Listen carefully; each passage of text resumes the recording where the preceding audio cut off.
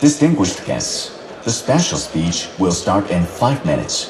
Please be seated and set your mobile phones and other communication devices to silent mode. Thank you for your cooperation. 尊敬的各位来宾，专题演讲将在5分钟后开始，请您尽快就座，并将手机等通讯设备置于静音状态。谢谢配合。Distinguished guests, the special speech will start in 5 minutes. Please be seated and set your mobile phones and other communication devices to silent mode. Thank you for your cooperation. 尊敬的各位来宾，请注意置于座椅上的同传设备。频道1为中文频道，频道2为阿拉伯语频道，频道3为英语频道，频道4为法语频道，频道5为俄语频道，频道6为西班牙语频道。如有同传设备故障，请联系工作人员更换设备。会议结束后，请将同传设备放置在座椅上。谢谢配合。Distinguished guests, please note that simultaneous interpretation is available through the receiver on your seat. Channel 1 for Chinese, Channel 2 Arabic, Channel 3 English, Channel 4 French, Channel 5 Russian, and Channel 6 Spanish. If you have any problem with the device, please reach out to our staff for assistance. Please put the receiver on your seat when you leave. Thank you for your cooperation.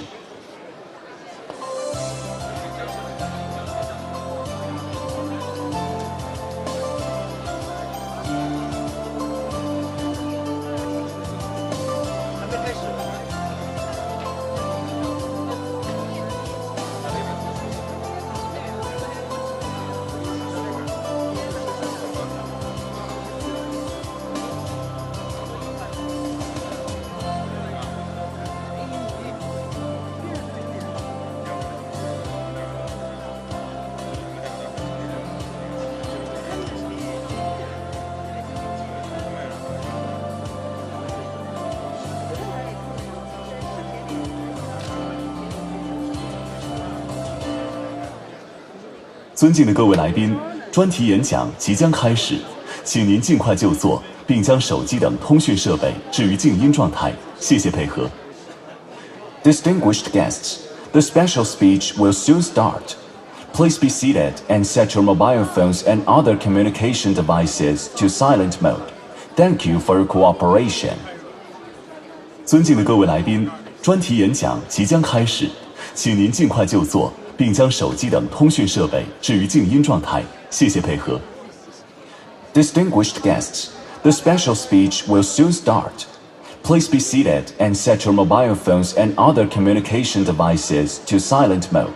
Thank you for your cooperation.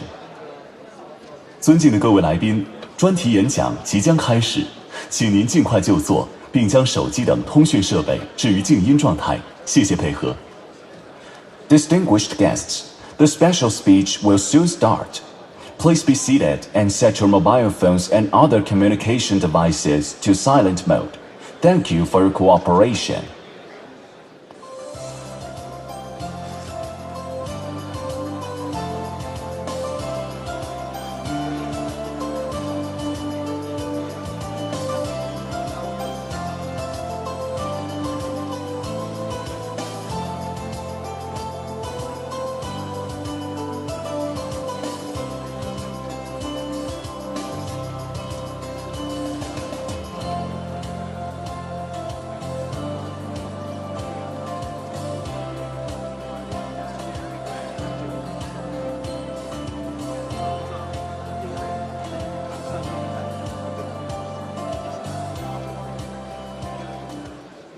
尊敬的各位来宾，专题演讲即将开始，请您尽快就座，并将手机等通讯设备置于静音状态。谢谢配合。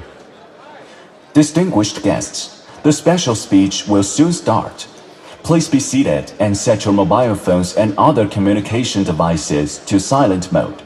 Thank you for your cooperation. 尊敬的各位来宾，专题演讲即将开始，请您尽快就座，并将手机等通讯设备置于静音状态。谢谢配合。Distinguished guests, the special speech will soon start. Please be seated and set your mobile phones and other communication devices to silent mode. Thank you for your cooperation.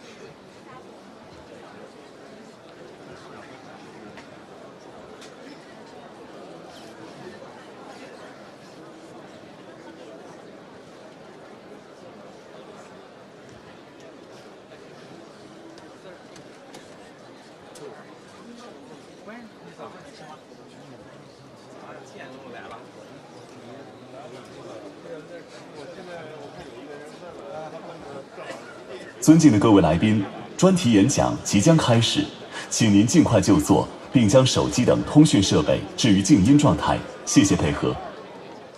Distinguished guests, the special speech will soon start. Please be seated and set your mobile phones and other communication devices to silent mode. Thank you for your cooperation.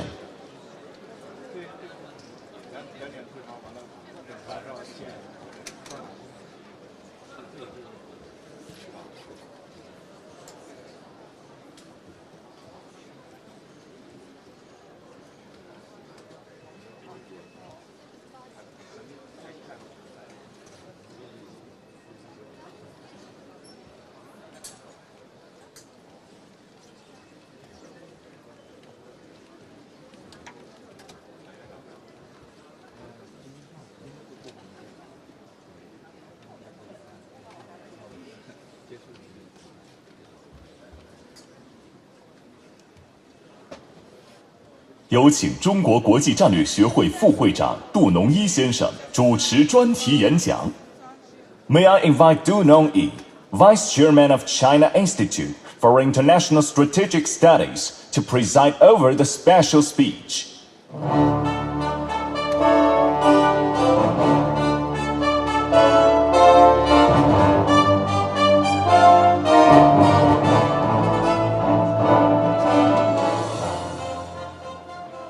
各位来宾、女士们、先生们，大家上午好。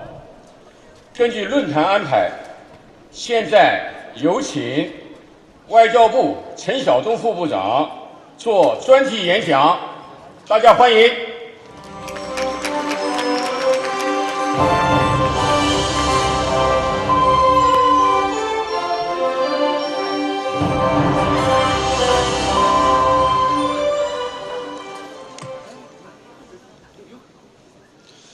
尊敬的老挝副总理兼国防部长张沙蒙赞亚纳上将，尊敬的缅甸副总理兼国防部长丁昂山上将，各位部长、各位将军，尊敬的中国人民解放军军事科学院副政委杨孝祥中将，尊敬的中共中央军事国际合作办公室副主任姚琴上将，各位嘉宾，女士们、先生们、朋友们，大家上午好！很高兴在金秋时节与各位嘉宾相聚北京香山论坛。大家知道，2022年，习近平主席着眼全人类的前途命运和安危福祉，郑重提出全球安全倡议，强调人类是不可分割的安全共同体，主张走出一条对话而不对抗、结伴而不结盟、共赢而非零和的新型安全之路。倡议提出以来，得到国际社会的广泛欢迎和积极的响应。就在上周，中非合作论坛北京峰会就中非携手落实全球安全倡议达成重要共识。习近平主席宣布，中方将同非洲开展安全共筑伙伴行动，建立落实全球安全倡议伙伴关系，打造倡议合作的示范区。峰会期间还专题举行和平安全高级别会议，中非领导人就深化和安领域合作深入沟通交流，达成了广泛的共识。中非和平安全合作在倡议的指引下取得里程碑式的成果，正是中国同国际社会一道推动构建普遍安全的人类命运共同体的生动的写照。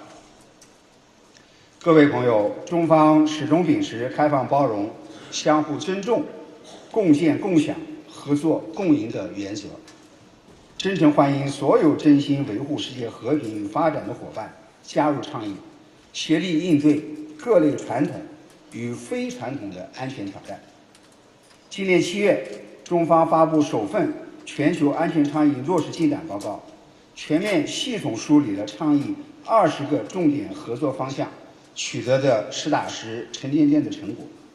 这些成果充分表明，倡议正从中国倡议扩大为国际共识，从美好愿景转化为丰富的实践，对维护世界和平安宁、促进人类共同安全的价值作用进一步的凸显，一是为人类社会走出安全困境、迈上平安坦途提供指南针。当前，人类社会正在经历多重安全风险挑战，追求绝对安全、独享安全的过时观念，不仅未能解决问题，反而加剧世界的动荡。全球安全倡议回应国际社会维护世界和平、防止冲突战争的迫切需求，倡导共同综合合作可持续的安全观，主张以共赢思维应对复杂交织的安全挑战，为人类社会通往持久和平、普遍安全指明正确的方向。目前已经有100多个国家和国际地区组织对倡议表示支持赞赏。倡议明确写入了100多份中方与其他国家、国际地区组织交往合作的双多边的文件，这充分表明倡议行大道、得人心。中方在构建普遍安全的人类命运共同体的征程上，拥有越来越多的同行者。2是为化解矛盾分歧、驱散冲突危机注入新的动能。当前地区热点问题和局部冲突延宕不绝，成为祸乱全球安全、阻碍发展进步的顽症痼疾。倡议主张重视各国的合理安全关切，倡导通过对话协商，以和平方式解纷止争，为推动热点问题妥善解决指明路径。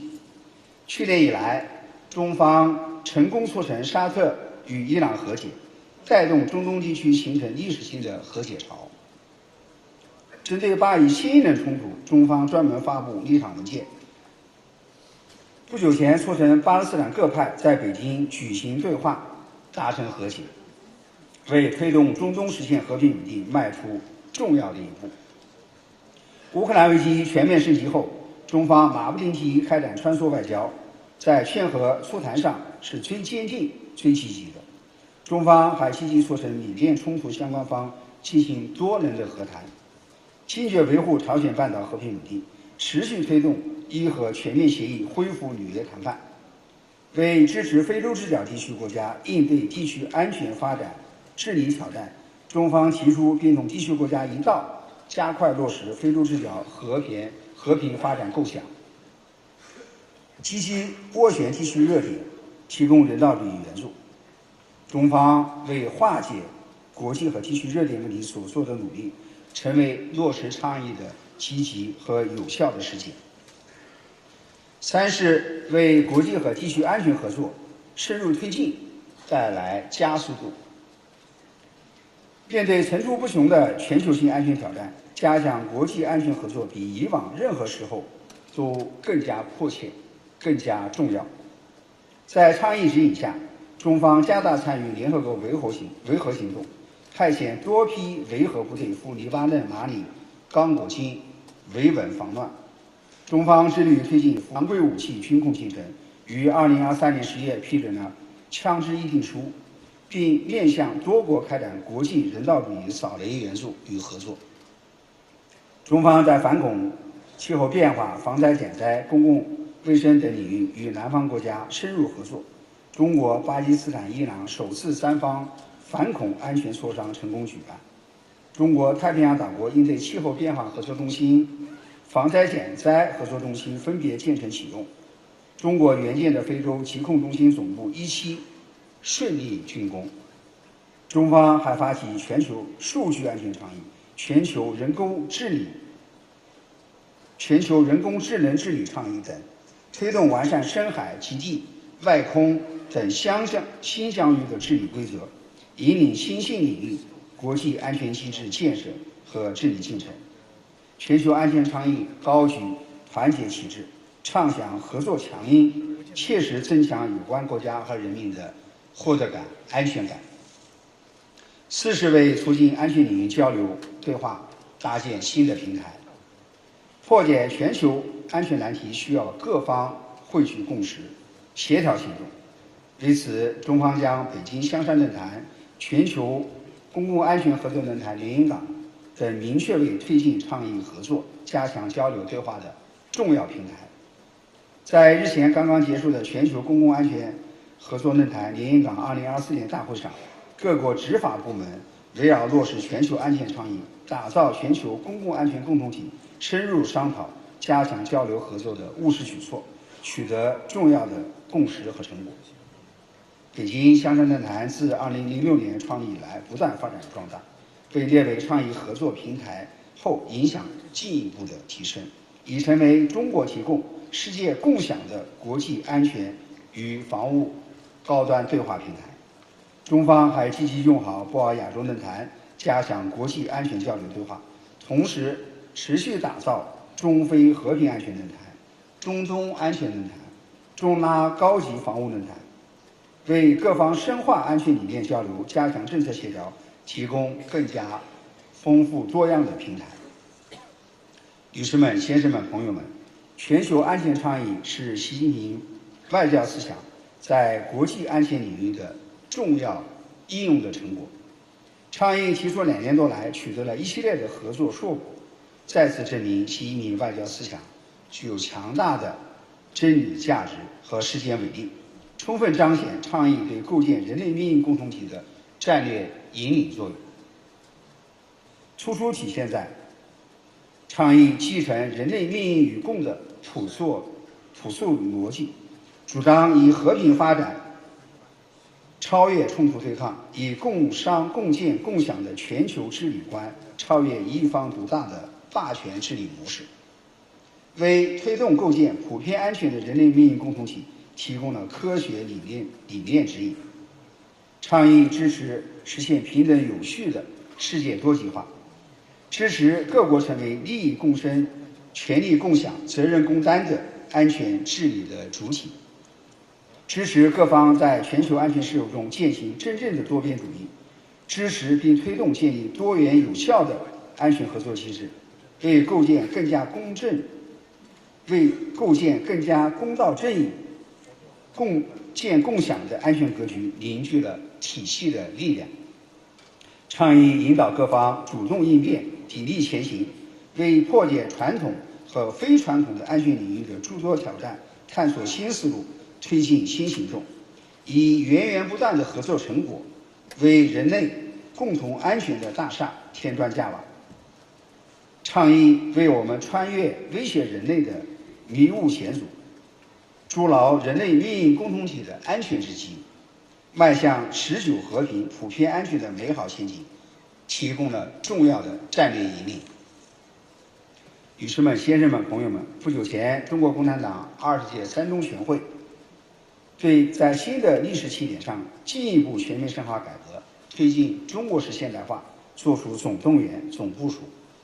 在风云变幻的国际形势下，中方坚定不移推进中国式现代化的壮阔征程，彰显出强大的道路自信和大国的担当。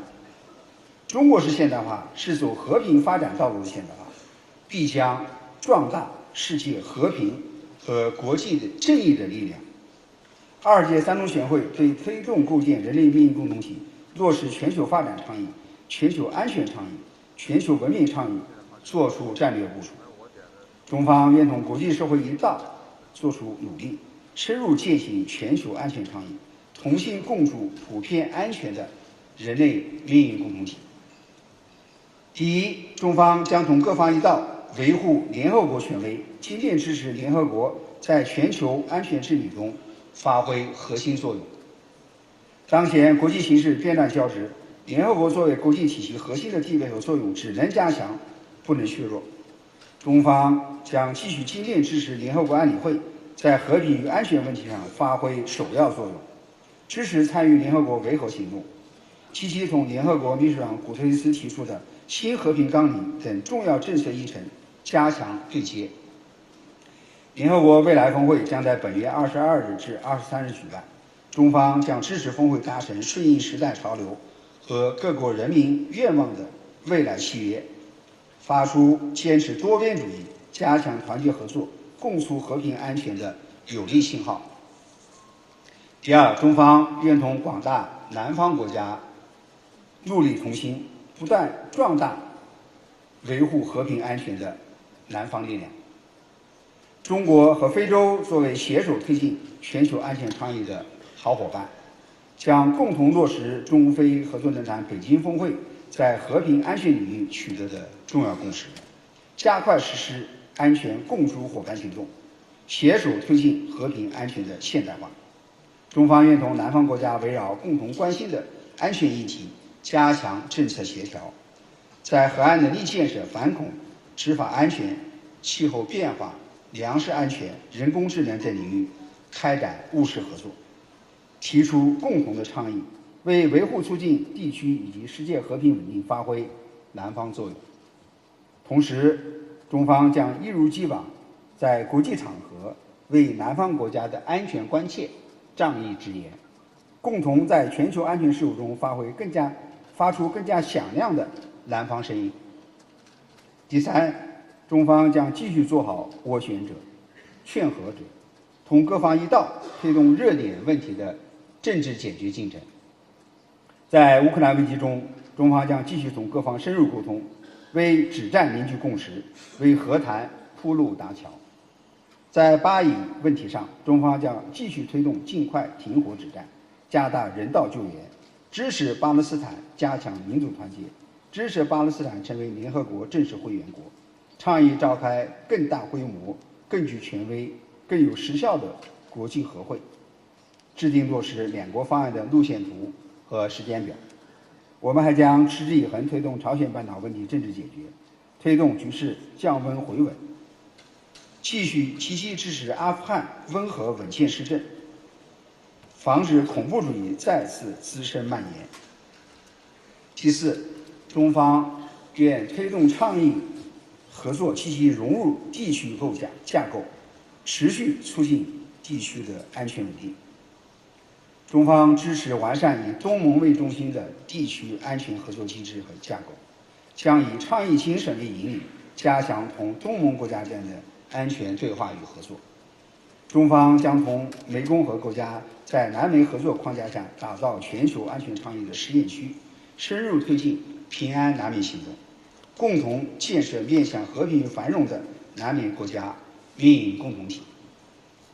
中方还将推动上合组织、金砖机制、中国中亚机制框架下合作，同倡议互补互促，在构建上合组织运营共同体进程中，统筹应对各类安全挑战，推动大金砖合作，在安全领域持续开花结果，并同中亚国家一道建设远离冲突、永慕和平的中国中亚运营共同体。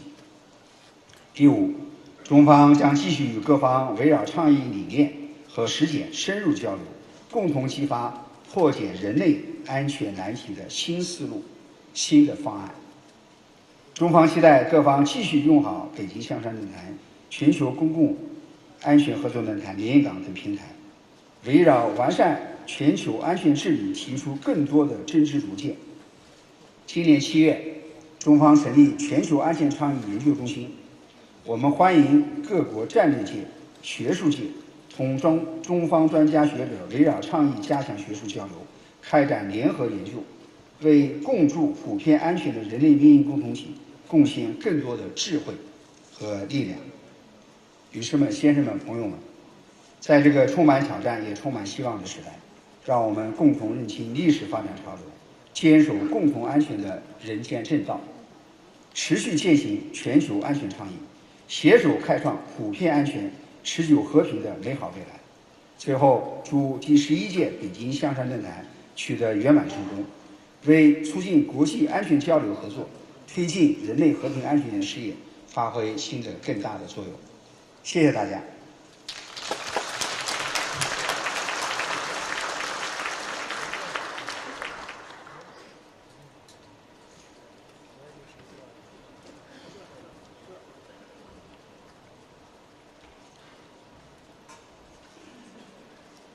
非常感谢外交部陈晓东副部长的专题演讲。现在我们短暂休会，请大家不要离席，稍后召开第3次全体会议。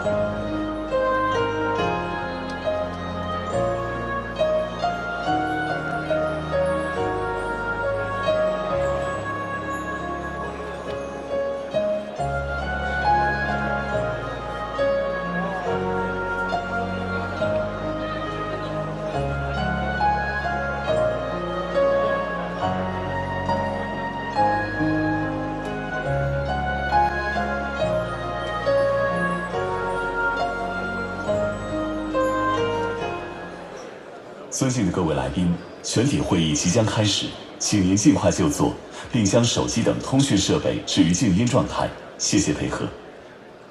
Distinguished guests, the plenary session will soon start.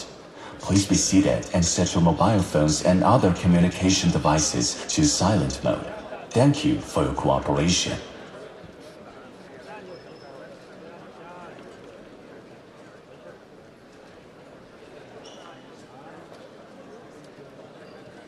有请中国国际战略学会副会长杜农一先生主持第3次全体会议。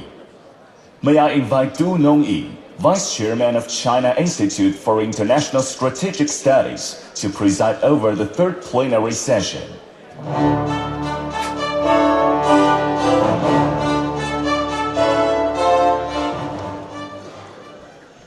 尊敬的各位来宾、女士们、先生们，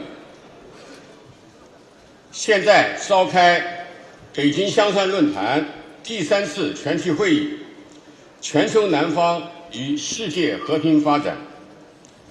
围绕这个议题，我们很高兴地请到6位发言嘉宾。首先，请他们上台入座。他们是老挝副总理兼国防部长詹沙蒙、詹亚拉上将。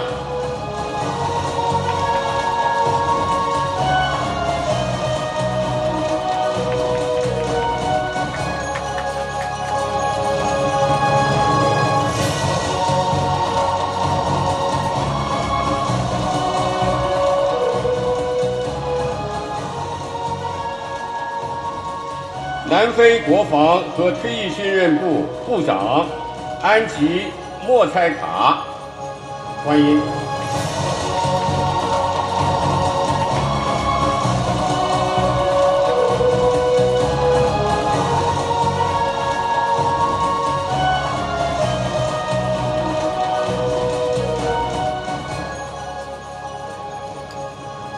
刚果部国防部长夏尔蒙乔少将，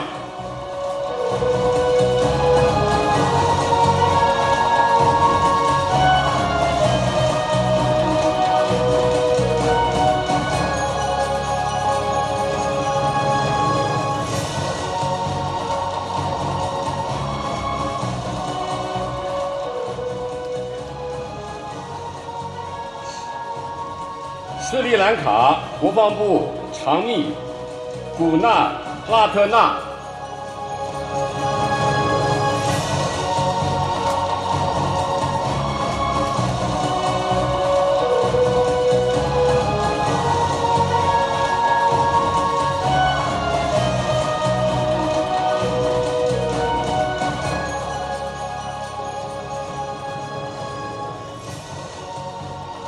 阿根廷国防部前副国务秘书、中国拉丁美洲政治经济研究中心主任马可维，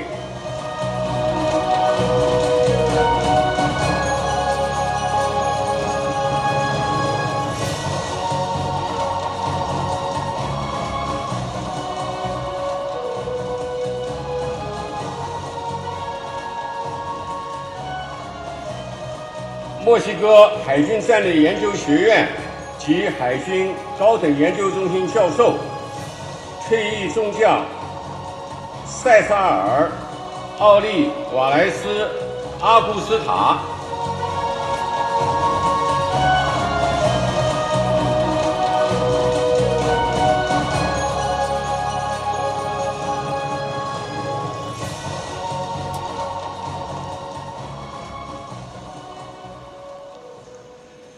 各位来宾、女士们、先生们，今年8月20号，中国国家主席习近平在北京人民大会堂集体会见外方议会领导人时指出，虽然我们来自不同大洲，但我们都是全球南方成员，各国国情不同，条件各异，但我们都是志同道合的好兄弟、好伙伴。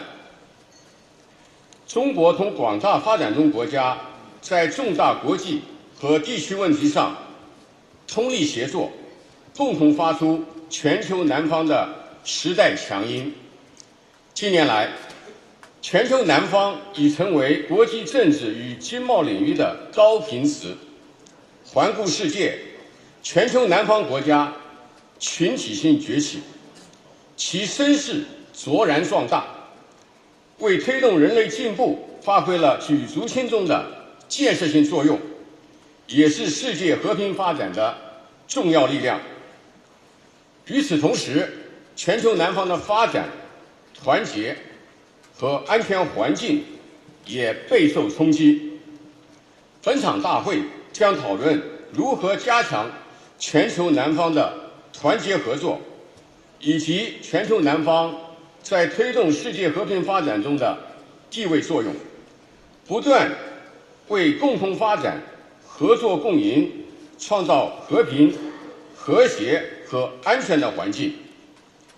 下面有请第一位发言嘉宾，老挝副总理兼国防部长詹沙蒙詹雅拉上将发言，大家欢迎。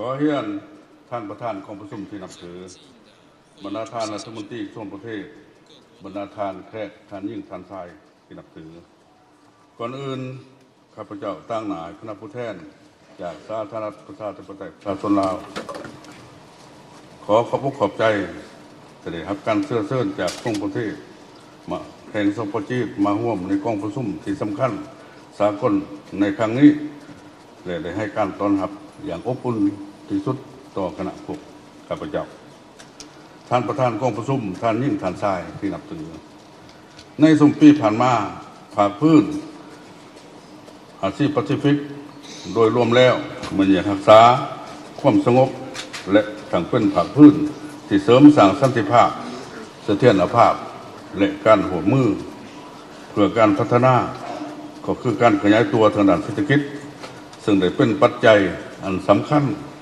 ในการนำเอาผลประโยชน์มาสู่บรรดาประเทศในภาคพื้นอาเซียนแปซิฟิกและในโลกอีกด้วยแต่ว่าเคียงคู่กับภาพเงื่อนไขดังกล่าวภาคพื้นอาเซียนแปซิฟิกยังมีบรรดาสิ่งท้าทายจากภายในและนอกขอบเขตที่ประชาคมโลกมีความสนใจเป็นต้นเหมือนการสั่งตั้งกลุ่มพันธมิตรทางการทหารจากภาคพื้นอื่นๆเข้ามาร่วมกลุ่มกับประเทศจำนวนหนึ่งอยู่ในภาคพื้นนี้อันได้นำมาสร้างความเสถียรภาพอยู่ภายในกรุงเทพนี้เป็นต้นเหมือนปัญหาความมั่นคงทางการทหารและบ่เป็นการทหารปัญหาดังกล่าวมันได้ส่งผลกระทบต่อความมั่นคงในภาคพื้นก็คือในโลกอีกด้วยนอกจากนี้ภาคพื้นอาเซียนแปซิฟิกยังได้เผชิญหน้ากับสิ่งท้าทายหลายใหม่เช่นความมั่นคงทางไซเบอร์ภัยเงินเฟ้อการเปลี่ยนแปลงทางดินฟ้าอากาศเป็นต้นในช่วงปีผ่านมาก็คือในปัจจุบันนี้เห็นว่าหลายขอบเขตในภาคพื้นและในโลกกำลังประสบกับภัยพิบัติทางธรรมชาติเช่นภัยน้ำท่วมน้ำไหลสุถังพายุไต้ฝุ่นภัยแห้งแล้งบรรดาฝนประเภทอื่นๆบ่ร่วมเหมือนได้แพร่ขยายไปอยู่ในกรุงเทพโดยเฉพาะก็คือการเปลี่ยนแปลงดินฟ้าอากาศซึ่งได้เกิดขึ้นอย่างเป็นประจำและมีลักษณะหุ่นแห้งขึ้นเรื่อยๆซึ่งได้สร้างความเสียหายอันใหญ่หลวงต่อชีวิตและทรัพย์สินของประชาชนก็คือการพัฒนาเศรษฐกิจของแต่ละประเทศสิ่งท้าทายเหล่านี้บ่มีประเทศใดที่จะสามารถแก้ไขด้วยตนเองตามลำพังได้พวกเราจึงต้องได้ร่วมมือกันสอบหาวิธีเพื่อแก้ไขปัญหาเหล่านี้เพื่อพร้อมกันรับมือและร่วมกันแก้ไขอย่างมีประสิทธิผลโดยการสร้างขีดความสามารถและเฮ็ดเวียกรวมกันอย่างมีประสิทธิผล บรรดาท่านประธานผู้แทนสป.จีนเป็นประเทศมหาอำนาจที่เข้มแข็งหลายด้านโดยเฉพาะในทางด้านเศรษฐกิจและอื่นๆมีขีดความสามารถและมีความพร้อมหลายด้านในการซุกยู่ส่งเสริมการร่วมมือเพื่อการพัฒนาทางด้านเศรษฐกิจในภาคพื้นก็คือในโลกในระยะผ่านมาสป.จีนมีบทบาทสำคัญในการพัฒนาและในการช่วยเหลือบรรดาประเทศในภาคพื้นและสากลอีกด้วยขอถือโอกาสนี้ตั้งหน้ารัฐบาลกระทรวงประเทศก็คือกองทัพประชาชนลาวขอแสดงความบุญคุณอย่างลึกซึ้งและขอบใจอย่างจริงใจมายังพรรครัฐบาลก็คือกองทัพปลดปล่อยประชาชนจีนที่ยามใดก็ให้การสนับสนุนการช่วยเหลือสปป.ลาวเป็นต้นมันให้แก่กองทัพประชาชนลาวของพวกข้าพเจ้าซึ่งเป็นการช่วยเหลือดังกล่าวได้เป็นพื้นฐานอันสำคัญให้แก่การปรับปรุงก่อสร้างกำลังประกอบอาวุธประชาชนลาวให้เติบใหญ่เข้มแข็งและก็หวังอย่างยิ่งว่าสป.จีนจะสืบต่อเป็นกำลังแห้งขับเคลื่อนในการส่งเสริมการร่วมมือของกองทัพบรรดาประเทศในกรุงเทพคือในโลกเพื่อพร้อมกันรับมือกับบรรดาสิ่งท้าทายภัยคุ้มคูต่างๆเพื่อนำเอาสันติภาพเสถียรภาพความมั่นคงและความสมบูรณ์ผลสุขมาสู่บรรดาภาคพื้นและในโลกสันติภาพมิตรภาพควรเป็นเอกราชแห่งศาสตร์และการร่วมมือเพื่อการพัฒนาทางด้านเศรษฐกิจสังคมเป็นฐานเอียงรวมของยุคสมัยความสงบและความมั่นคงเหมือนความเรียกร้องต้องการของทุกประเทศที่แสวงหาพวกเฮากำลังดำรงชีวิตอยู่ในโลกนี้เหมือนมีความต้องการพึ่งพาอาศัยซึ่งกันและกัน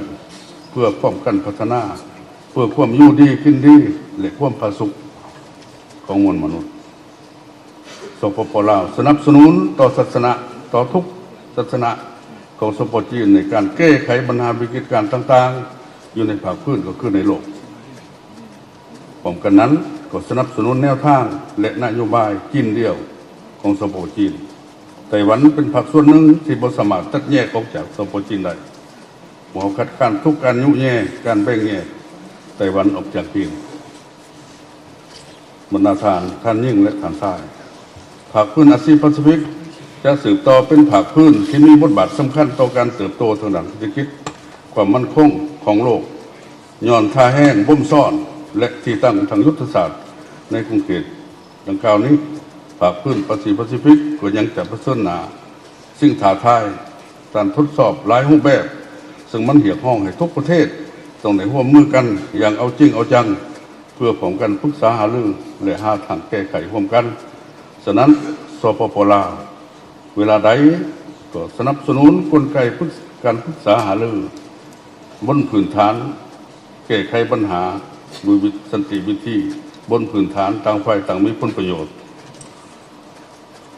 สร้างความไว้เนื้อเชื่อใจต่อกันและกันแก้ไขปัญหาข้อขัดแย้งโดยสันติวิธีผ่านช่องทางการเจรจาผ่อนสั้นผ่อนยาวซึ่งกันและกันนี้เหมือนความมุ่งมั่นและแนวทางการต่างประเทศของสปป.ลาวเพื่อเป็นการประกอบส่วนเข้าในการส่งเสริมสันติภาพเสถียรภาพความมั่นคงและความเจริญรุ่งเรืองของภาคพื้นก็คือในโลกสุดท้ายนี้ขออวยพรให้กองประชุมความมั่นคงเชียงซานปักกิ่งครั้งที่11จบบรรลุผลสำเร็จอย่างจบงามขอขอบใจ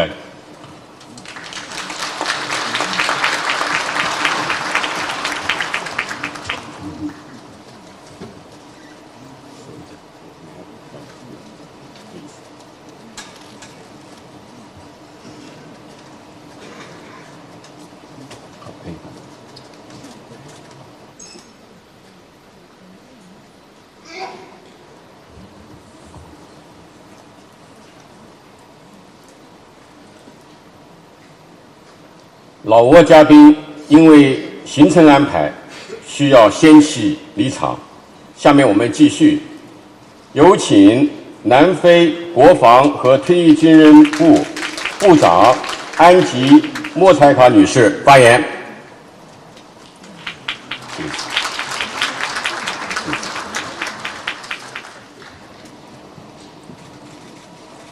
Program Director, Honorable Ministers, Generals, distinguished guests, ladies and gentlemen. Indeed, it is a privilege to address you this morning at the third plenary session of the 11th Beijing Shanghai Forum on the theme of Global South and World Peace Development. I am indeed honored to share my insights on the Global South ongoing pursuits for peace and development. Program Director, as a Global South, we are blessed because we are highly endowed with immense resources and potential, yet we continue to grapple with significant challenges ranging from economic inequality, political instability, and developmental obstacles. I do believe that addressing these issues is not just important, it is essential for creating a stable and peaceful world, and in this context, defense and security are very important pillars. Our defense forces and security institutions play a critical role in maintaining peace and stability in our regions.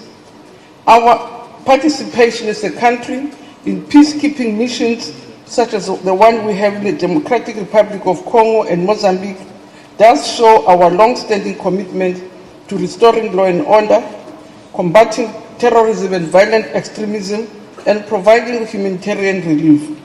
These missions from our side are a testimony to the vital role that defense forces play in broader peacekeeping and conflict resolution efforts. The Global South also faces pressing security concerns that demand our immediate attention. In Africa's Sahel region, the destructive impact of terrorist groups on communities and developmental efforts is deeply concerning. The ongoing conflict between Russia and Ukraine is another critical concern, as it not only destabilizes Europe, but it also affects the global order. And the war has led to widespread humanitarian crisis and economic disruptions, worsening global insecurity and affecting food supplies across the world, including the Global South. In addition, Program Director, the Israel-Palestine and Sudan instability conflict continues to destabilize the Middle East, and maritime security threats such as piracy in the Gulf of Guinea and the South China Sea, and it continues to disrupt trade routes and threatens economic stability. So to safeguard peace and promote development, we as the Global South must establish robust defense and security mechanisms. The strengthening of institutions is crucial to ensuring safety and stability that are prerequisites for economic and social progress. And confronting threats is essential to preventing disruptions to development. Regional and international cooperation in defense is paramount to enhance stability of these collaborative initiatives, such as joint training exercises and intelligence sharing to sharpen and strengthen security and build trust amongst nations. In addition, Program Director, these efforts, the role of multilateral organizations such as are extremely important.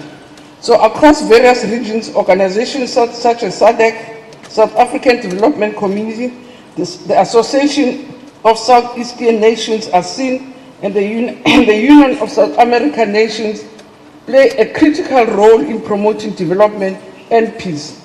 And through such initiatives and standby forces and peace security councils, these bodies actively address conflicts and support peacekeeping operations. Moreover, the role of strategic alliances among emerging economies such as BRICS and the G77 adds another dimension in our efforts in the Global South. These alliances advocate for a more equitable global order and support development initiatives across the Global South. They also facilitate security cooperation among their members, promoting peaceful methods such as diplomacy, dialogue, negotiations, and mediation. Therefore, we look ahead because it is essential for the Global South to sustain its commitment to defense and security while creating strong partnerships with international community. So by working together, we believe that embracing open dialogue and fostering respect, we can navigate our shared challenges and create a future where peace and development are attainable for everyone. South Africa Program Director and the Minister of Defense wishes to thank the organizers and the government of the People's Republic of China for the motivation, for the invitation to participate in this 11th Shanghai Forum Conference, and wishes further fruitful deliberations of the forum as it charts the way forward to the world of stability, peace, and security. I thank you, Program Director.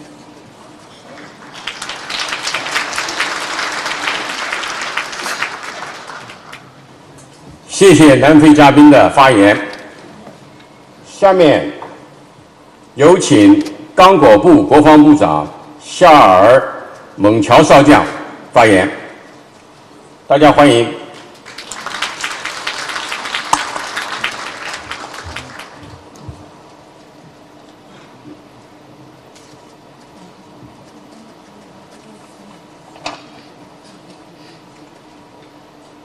Monsieur le modérateur, Messieurs les ministres, chers collègues, Mesdames et Messieurs, chers conférenciers, c'est avec une profonde reconnaissance que je salue l'engagement indéfectible de la République populaire de Chine à pérenniser ce forum international dédié à la promotion de la paix. Depuis des années, ce rendez-vous est devenu une plateforme essentielle pour le dialogue et la coopération entre les nations pour œuvrer ensemble à la consolidation de la paix et de la prospérité. Je me félicite également de l'excellence des relations de coopération qui existent entre la République populaire de Chine et la République du Congo. C'est le témoignage de notre engagement commun pour un développement harmonieux et pacifique. Permettez-moi aussi d'exprimer notre sincère gratitude aux autorités de la République populaire de Chine pour l'invitation à prendre part à cet important événement et la qualité réservée à notre délégation.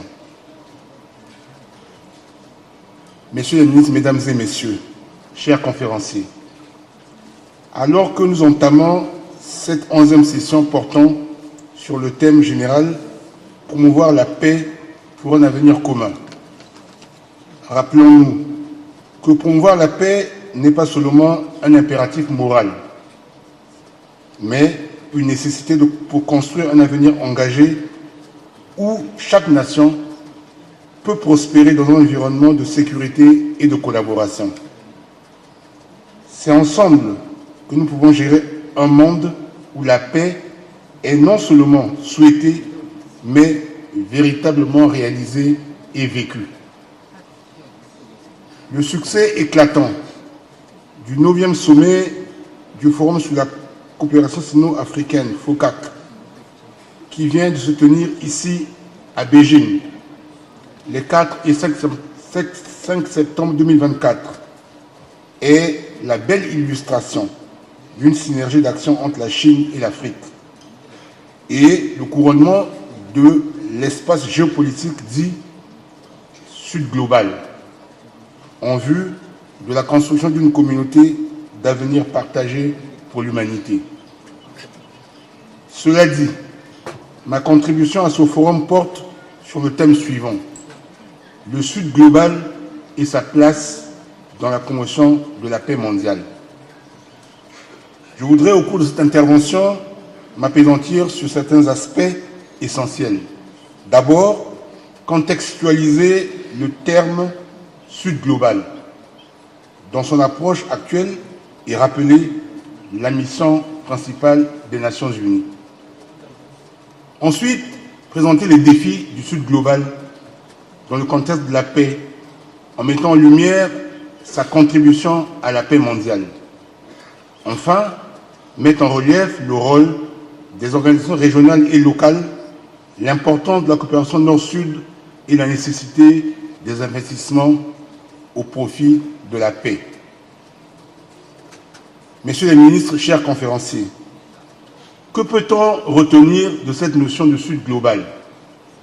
D'abord, la notion de Sud global remise au goût du jour ces dernières années désigne un groupe de pays principalement situés en Amérique latine, en Afrique, en Asie, dans les îles du Pacifique, qui partagent des caractéristiques socio-économiques similaires.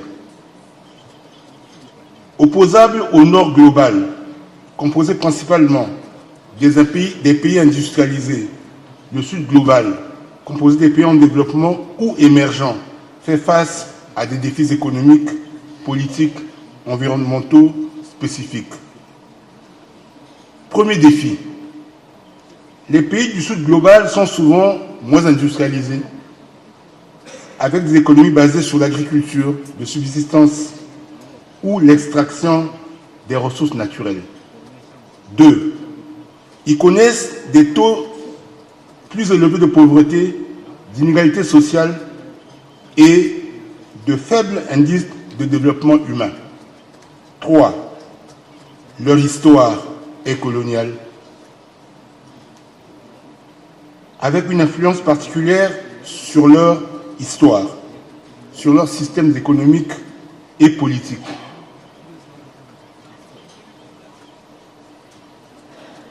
4. Ces pays ont souvent des relations asymétriques avec le Nord global, notamment en matière de commerce et d'investissement. 5. Ils connaissent des taux de croissance démographique plus élevés. Le concept du Sud global est donc apparu pour mettre en lumière les inégalités qui existent entre les pays du Nord et du Sud. Mais ce qui est constant, c'est que le monde ne se divise pas seulement et simplement par la géographie Nord-Sud. Il est davantage caractérisé par des dynamiques de développement inégales qui influent sur les déterminants de la paix et de la sécurité mondiale. Messieurs les ministres, chers conférenciers, explorer la contribution du Sud global dans la promotion de la paix mondiale revient à s'interroger sur sa place au sein des Nations Unies, dont c'est le rôle. Pour mémoire, lors de leur création en 1945, au lendemain de la Seconde Guerre mondiale, les Nations Unies avaient pour mission centrale de maintenir la paix et la sécurité internationale. Le monde venait de traverser 2 conflits mondiaux dévastateurs. Et l'objectif principal de l'ONU était d'empêcher la répétition de tels événements. Il s'agissait, entre autres, de prévenir les conflits armés, promouvoir la résolution pacifique des différends entre États et intervenir lorsque les tensions menaçaient la stabilité internationale. Ces objectifs étaient énoncés dans la Charte des Nations Unies signée à San Francisco le 26 juin 1945. Que dire de cette mission aujourd'hui? Bien que la mission fondamentale de l'ONU reste inchangée, à savoir la paix mondiale, ses priorités se sont élargies et adaptées aux défis contemporains. Aujourd'hui, les missions de l'ONU incluent la prévention des conflits et le maintien de la paix, la lutte contre les changements climatiques, le développement durable, la promotion des droits humains, la réponse humanitaire et la lutte contre les inégalités. Une diversité qui vise, bien heureusement, le bien-être de l'humanité. Cependant, de l'appréciation globale, on peut observer que le bilan de la mission principale de l'ONU reste mitigé. Si elle a indéniablement réussi à maintenir une paix relative à l'échelle mondiale et à promouvoir les initiatives cruciales en matière de droits humains et de développement, cette organisation se heurte à des défis structurels, politiques, financiers, qui limitent souvent son efficacité. Les critiques concernant le manque de réforme, l'inefficacité du Conseil de sécurité et la lenteur bureaucratique sont récurrentes. La plus perceptible est celle du secrétaire général des Nations Unies qui, à l'occasion du sommet du FOCAC, a redit la volonté de réformer le Conseil de sécurité pour un rééquilibrage de celui-ci en faveur des pays du Sud global, qui n'avaient pas été présents à la fondation des Nations Unies en 1945.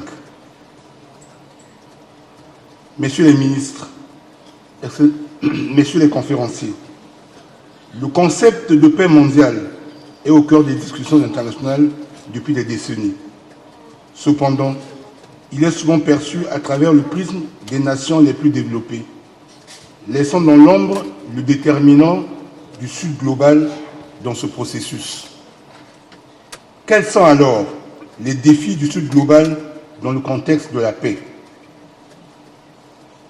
Le Sud global est souvent confronté à une série de défis complexes, dont la pauvreté, l'inégalité, les conflits armés et les conséquences du colonialisme. Ces facteurs créent un environnement où la paix est difficile à maintenir. Les conflits, qu'ils soient internes ou externes, trouvent souvent leurs origines dans la gouvernance, avec des frustrations économiques, politiques et sociales. De plus, les interventions extérieures, souvent motivées par des intérêts géopolitiques, ont parfois exacerbé les tensions plutôt que de les résoudre. Quelle est la contribution alors du Sud global dans la paix mondiale? Malgré ces défis que je viens de citer, le Sud global a démontré une capacité remarquable à développer des solutions innovantes et durables pour la paix.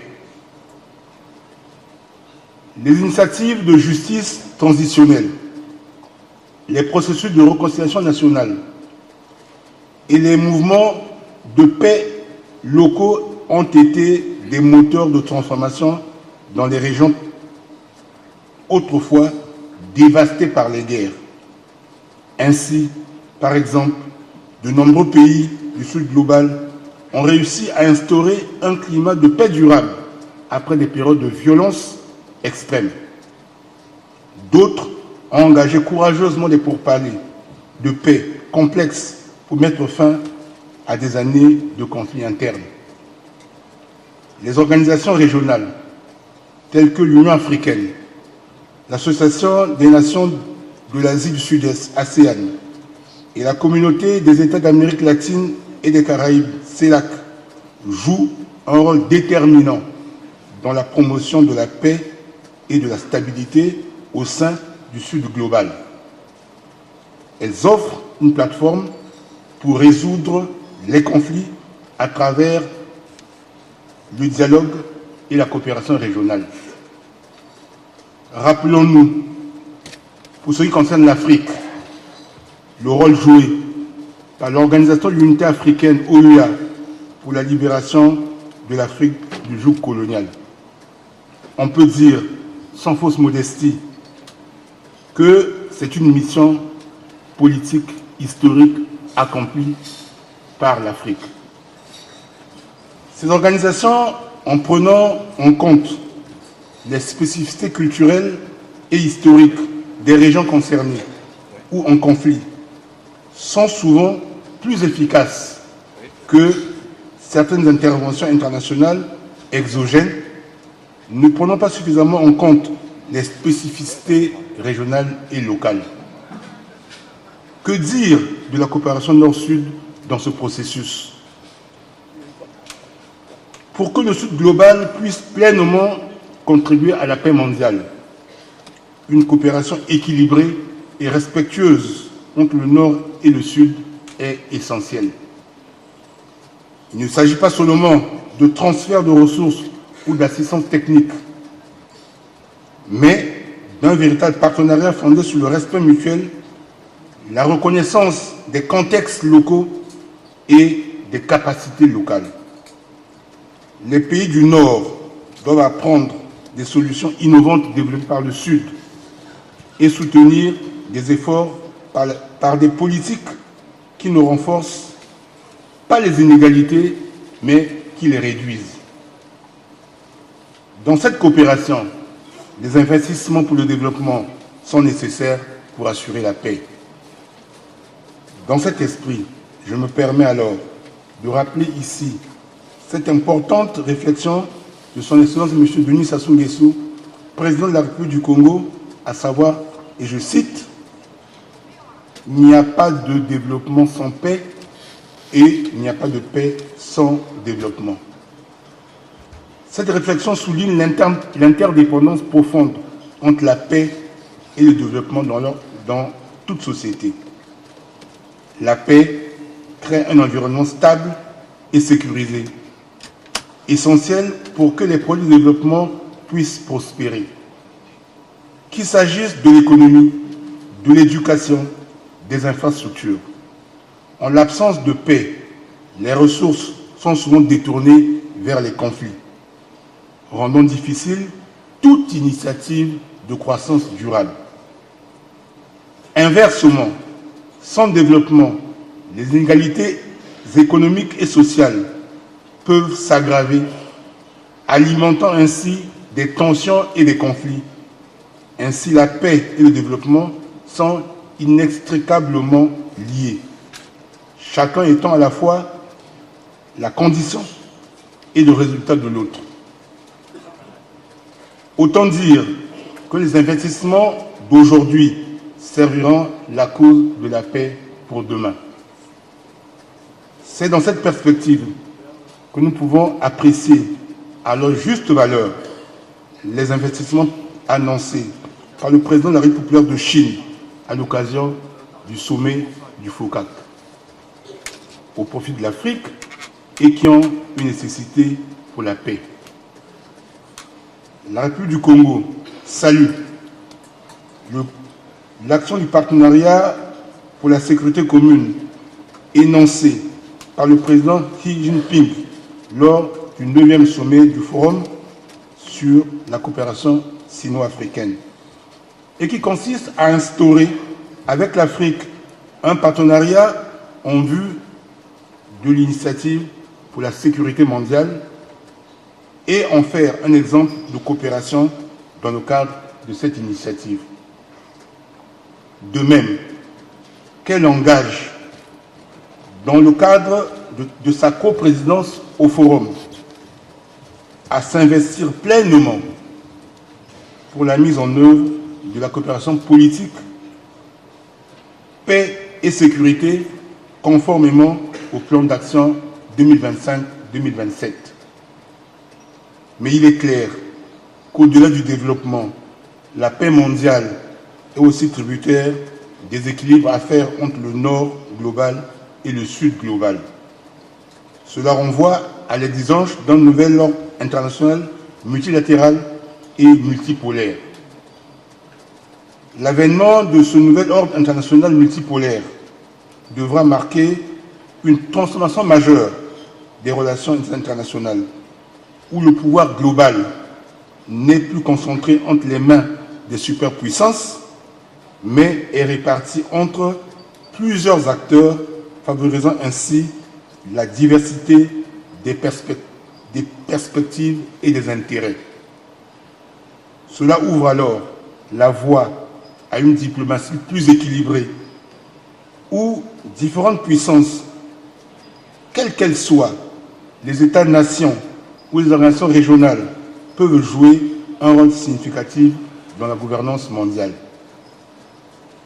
Un tel ordre international permet une gestion collaborative des défis globaux comme les conflits armés et les crises économiques, le changement climatique, car il reflète la réalité du monde interconnecté où aucune nation ne peut être seule à imposer ses vues ou assurer la stabilité mondiale. Excellences, Mesdames et Messieurs, le Sud global a donc un rôle à jouer dans la construction d'une paix mondiale durable, afin d'acheminer vers une paix mondiale inclusive, en reconnaissant et en soutenant les efforts du Sud global. Le monde peut progresser vers un avenir où la paix n'est pas seulement l'absence de guerre, mais un état où la justice, l'égalité et le développement durable sont des réalités pour tous. Les initiatives locales soutenues par une coopération internationale équitable peuvent servir de modèle pour une paix globale inclusive et résiliente. En fin de compte, la paix mondiale ne peut être atteinte que si elle est inclusive et si elle reconnaît les contributions uniques de chaque région du monde, y compris celle du Sud global.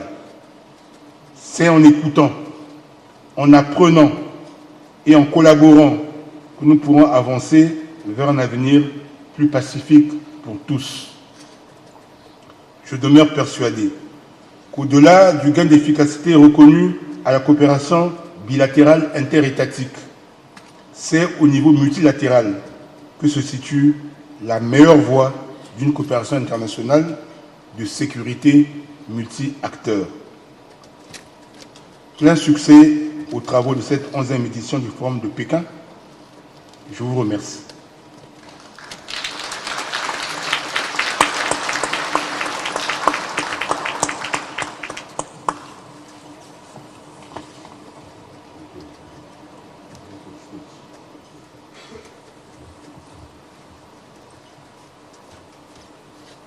非常感谢刚果部国防部长的精彩发言。我觉得这是一篇准备非常充分的演讲，内容非常全面，非常有建设性，紧扣我们今天的主题。下面有请斯里兰卡国防部长秘发言。大家欢迎。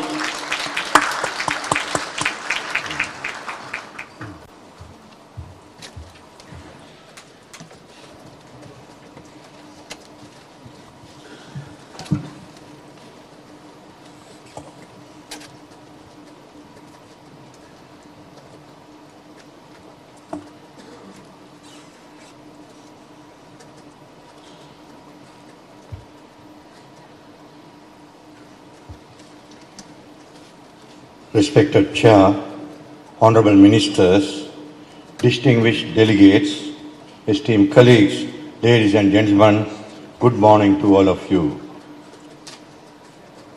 It is a profound privilege for me to stand before this distinguished assembly at the 11th Beijing Xinjiang Forum representing Sri Lanka.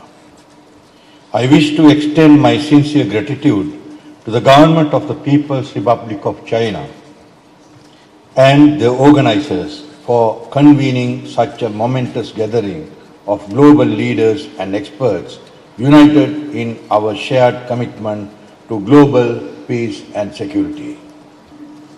At a time when our world faces increasingly interconnected challenges, the theme of this year's forum, promoting peace for a shared future, is a powerful reminder of our collective responsibility.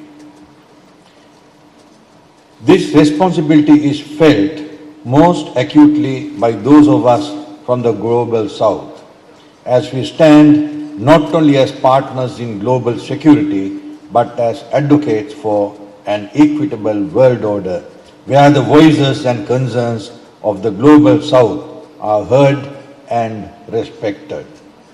In that, I feel privileged to have got the opportunity to speak on the topic of Global South and peace and development during this plenary session.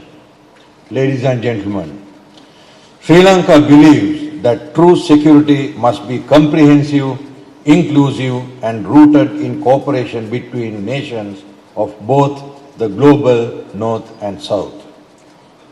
This forum provides a unique opportunity for dialogue, allowing emerging economies and smaller nations such as Sri Lanka to actively contribute to shaping a peaceful world. As we engage in these discussions, let us reaffirm the need for deeper cooperation and recognize the importance of strengthening partnerships between countries. Together, we can address the pressing security challenges of our time, whether they are traditional or non-traditional threats, by fostering mutual trust, sharing resources, and promoting sustainable development. Sri Lanka remains committed to this cause as we strive for a future where the promise of peace is shared by all. Distinguished guests and esteemed colleagues, today we gather to address a matter of utmost importance, charting the way forward for our nations to develop peace and prosperity amidst emerging security challenges. During recent years, ladies and gentlemen, we have witnessed a significant shift in the global balance of power. The concept of the Global South, which encompasses nations across Africa, Latin America, Asia and parts of Oceania, has gained unprecedented prominence on the world stage. This grouping, of which Sri Lanka is also situated geographically, represents over 80% of the world's population, and the sheer scale of the collective presence advocates for a growing need for solidarity among global South nations. We must unite to address pressing issues and challenges that transcend our borders. The Indian Ocean has long been recognized as a critical geopolitical arena. As the naval strategist Alfred Taylor Mahan wisely observed, whoever controls the Indian Ocean will dominate Asia. This ocean is the key to the seven seas. Mahan's words ring true today more than ever. The Indian Ocean serves as a vital maritime highway, facilitating trade, energy flows, and strategic access between Europe, Africa, the Middle East, and Asia. Sri Lanka, nestled in the heart of the Indian Ocean, occupies a unique and strategically vital position in this evolving global landscape. Our island nation has long been a crossroads of trade, culture, and ideas. Today, we have the opportunity to leverage this heritage and become a major stakeholder in regional stability and prosperity.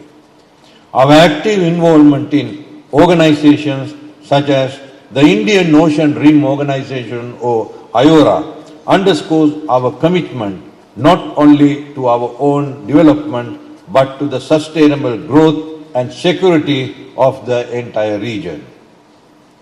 In navigating the complex web of international relations, our nations must continue to demonstrate wisdom and foresight.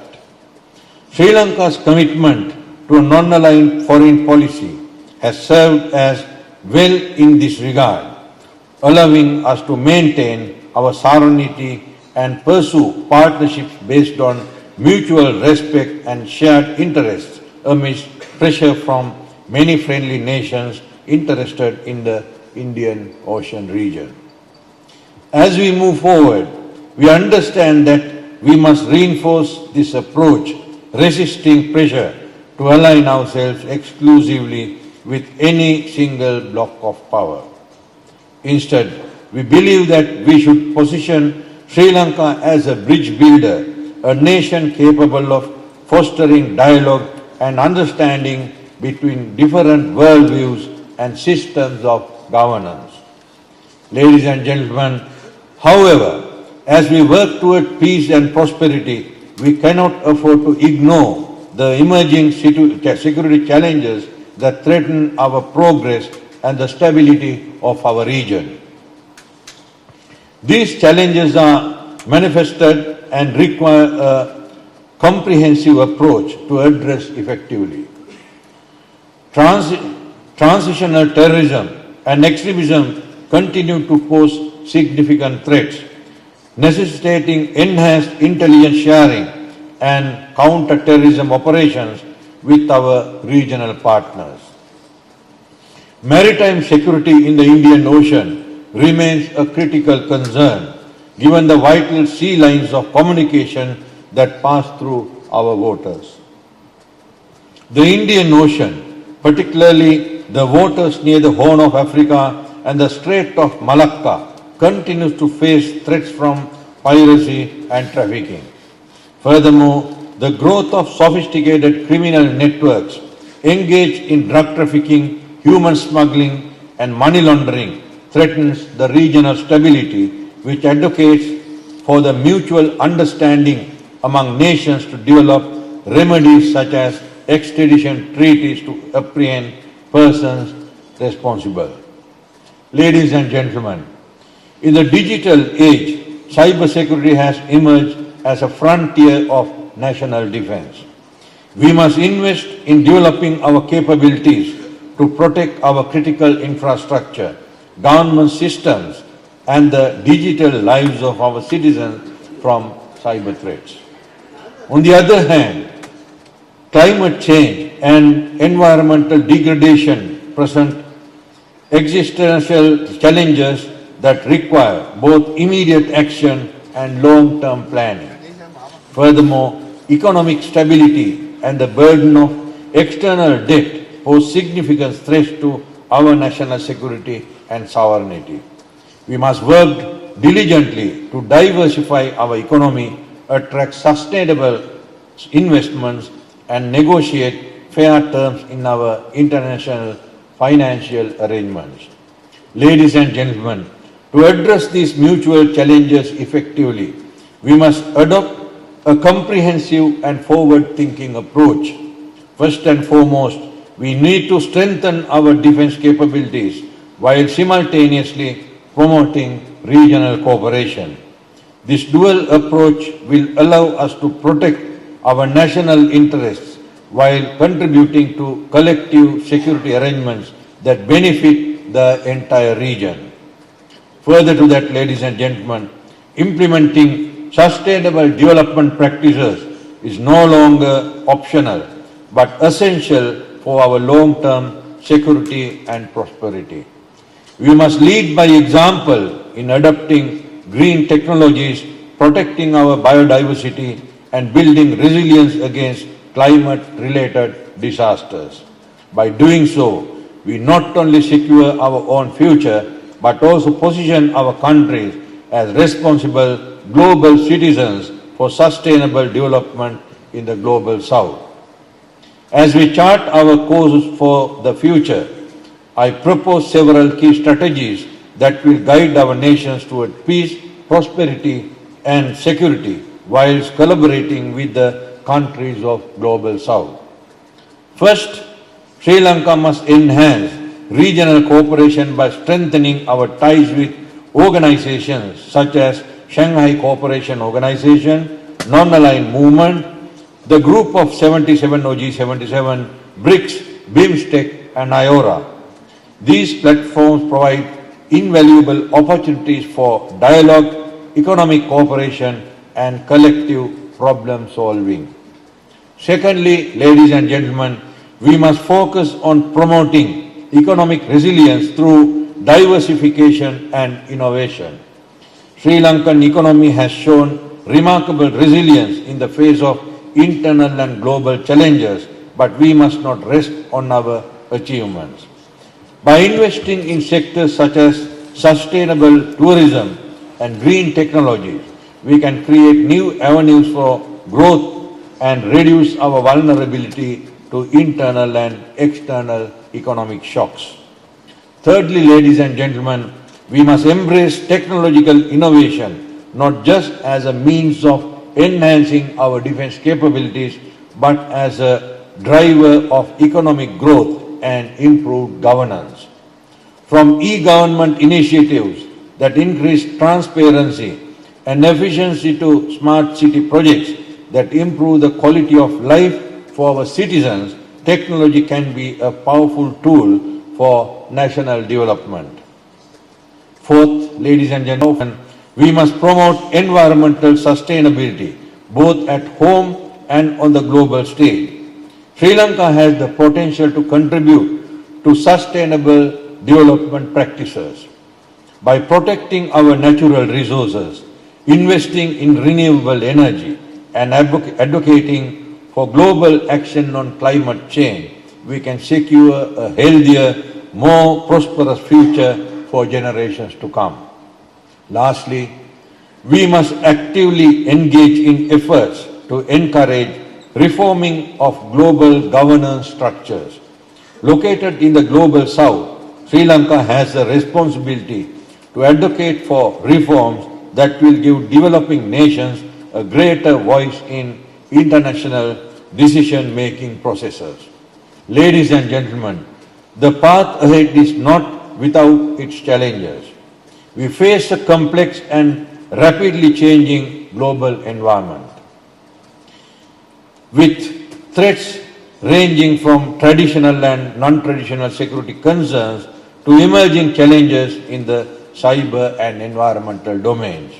However, I stand before you today filled with optimism and confidence in our nation's ability to navigate these turbulent waters. By embracing our role as a bridge between East and West, North and South, we have the opportunity to contribute significantly to global dialogue and cooperation, which positions us to play a vital role in shaping a more equitable and peaceful world order.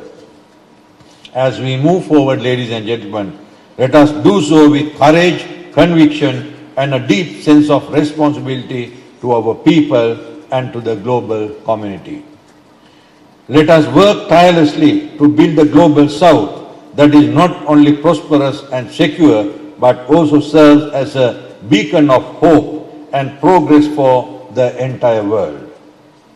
Together, we can create a future where peace, justice, and sustainable development are not just aspirations, but realities for all.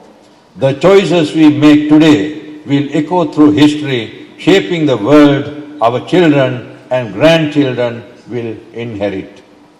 Ladies and gentlemen, let us choose wisely, act boldly, and move forward united in our vision of a stronger, more prosperous, and more secure region.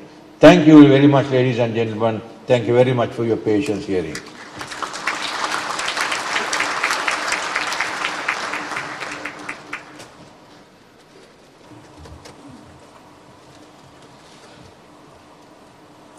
感谢斯里兰卡嘉宾的精彩发言。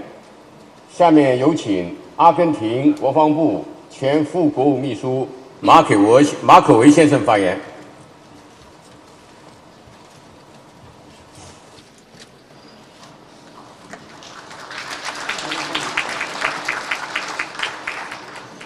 Damas y caballeros, ante todo felicitar al Gobierno de la República Popular China por la organización de este tan importante foro, por la promoción de la paz en un futuro compartido, y es un gran honor participar de este prestigioso panel. Me gustaría primero decir algunas palabras sobre el contexto mundial. La idea de transición aparece en numerosos registros sobre el estado del mundo.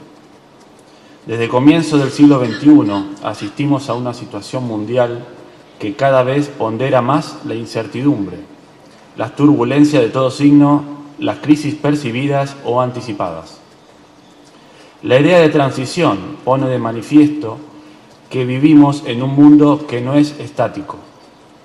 Es un mundo en movimiento, complejo y que se halla en plena reconfiguración. Lo que podemos observar en la actualidad es la interacción entre cuestiones relacionadas con la geopolítica, las cuestiones económicas, comerciales, tecnológicas y también financieras. Esto pareciera no ser novedad. Sin embargo, lo que distingue la situación actual es la intensa competencia entre poderes que no están dispuestos a abandonar posiciones y nuevos poderes en ascenso. La gravedad de la situación económica financiera que golpea fuertemente a los países menos desarrollados, la tensión constante en los mercados, el creciente endeudamiento global, una desatendida crisis ambiental, demandas sociales insatisfechas, son algunas de las situaciones que tenemos actualmente. La deuda, inflación y desigualdad resumen parte de lo que transitamos en la actualidad. Actualmente tenemos más de 30 conflictos armados en curso en distintas regiones del mundo, con poderosas consecuencias para el resto del planeta.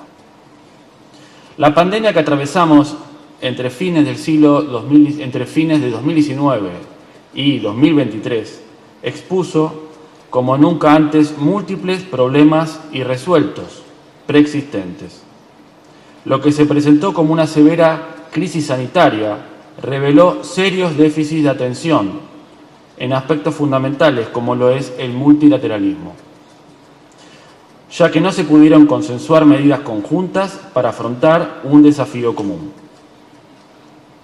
A nivel regional me gustaría decir que Sudamérica se destaca como una región de paz, sin conflictos armados interestatales y por la predisposición de los estados de la región a resolver sus conflictos de manera pacífica, ya sea por la vía diplomática o por la jurídica, algo que constituye un valor que nuestro país, Argentina, históricamente sostiene y fomenta.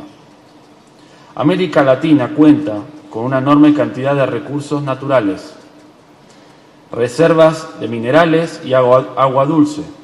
Es una región con enorme capacidad para producir alimentos. Es una de las principales reservas mundiales de hidrocarburos y minerales estratégicos como el litio, elementos fundamentales para el sostenimiento de industrias tecnológicas de alto valor agregado. Asimismo, nuestros glaciares y acuíferos como el del Pantanal e Iberá constituyen una de las principales reservas de agua dulce del planeta. A su vez, cuenta la región con una notable riqueza en cuanto a su diversidad cultural. No obstante, esta región es considerada como la más desigual del mundo en términos de distribución de la riqueza. Un ejemplo concreto de esto es que representa casi el 9% de la población mundial. Se estima que durante el 2020 se llegaron a registrar el 30% de los fallecidos a nivel mundial por el COVID-19. La desigualdad aludida nos exhorta y provoca desafíos que cada uno de nuestros estados tiene que enfrentar a través del diseño e implementación de políticas públicas. Y a estos desafíos se suman las negociaciones por las abultadas deudas externas, las deudas sociales, el fortalecimiento de la democracia y de las instituciones. A nivel nacional, la República Argentina es el 8º país más extenso del mundo, con un territorio donde abundan recursos renovables como no renovables. Junto con el hermano país de Chile y de Bolivia, constituimos el Triángulo del Litio, que es un mineral estratégico, como dijimos anteriormente. La Patagonia Argentina cuenta con el yacimiento de Vaca Muerta, que constituye una de las 5 principales reservas de hidrocarburos no convencionales del planeta. Tenemos tierras fértiles con cuya producción podemos alimentar a más de 400 millones de personas. Por la hidrovía Paraná-Paraguay circula un enorme porcentaje del comercio mundial de granos y es la salida al mundo de nuestra producción.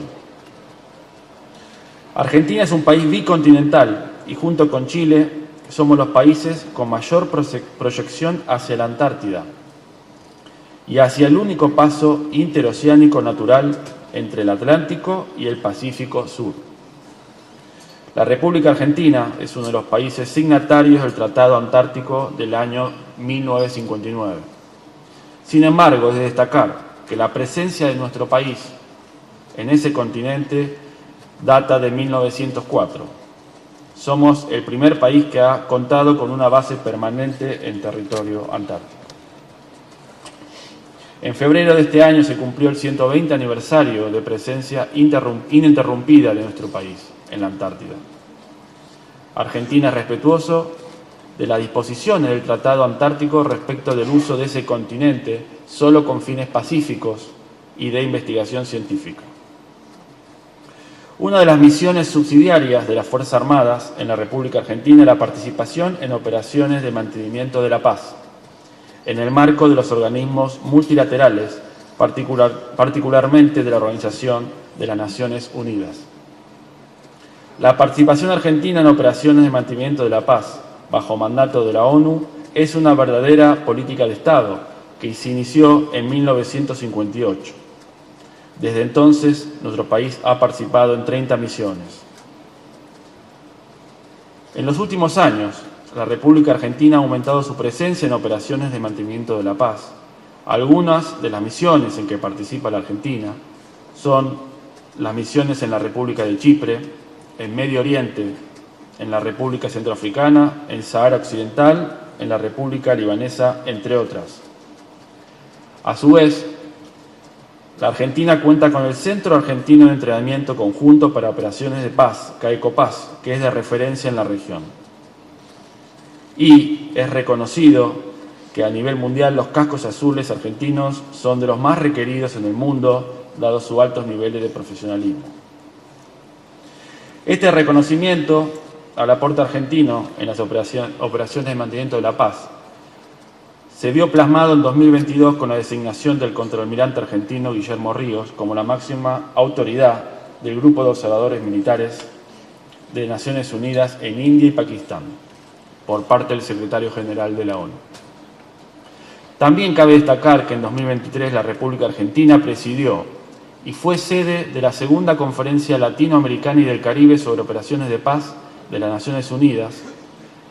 En el mismo se aprobó también el Estatuto de la Red Latinoamericana y del Caribe para la Cooperación en Mantenimiento de la Paz, RELACOPAZ, que fue creada en Lima en 2022, que es el primer mecanismo institucional de la región y del mundo para la colaboración en mantenimiento de paz bajo la ONU.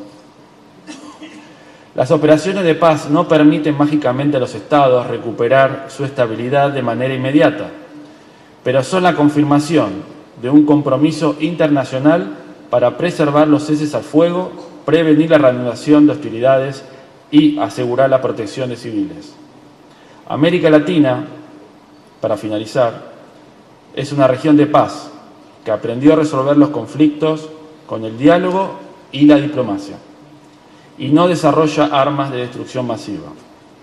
Ojalá el ejemplo latinoamericano se pueda esparcir para el resto del mundo. Muchas gracias.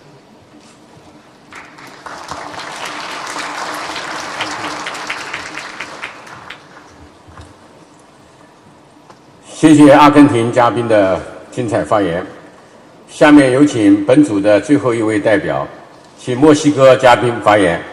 大家欢迎。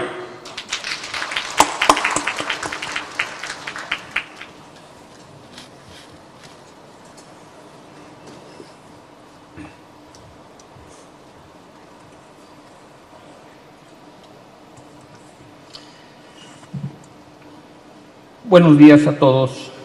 Primero que nada, quiero agradecer al gobierno de China todas las atenciones que se han realizado para este foro. En especial, un agradecimiento a Yang Xuen y a Xuan Xianfen, el presidente de la Asociación Militar de Ciencias y el presidente del Instituto Internacional de Estudios Estratégicos. Damas y caballeros, este evento es el testamento, es un compromiso de testamento con la paz. México y China han navegado en complicados terrenos del sistema internacional, en diversos problemas. México y China entendemos lo que es la guerra y entendemos lo que es la paz.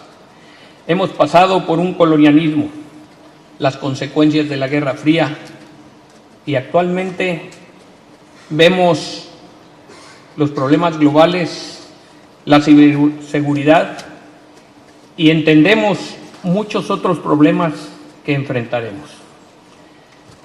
Ambos países hemos resuelto y hemos soslayado las consecuencias del colonialismo o la injusticia del colonialismo.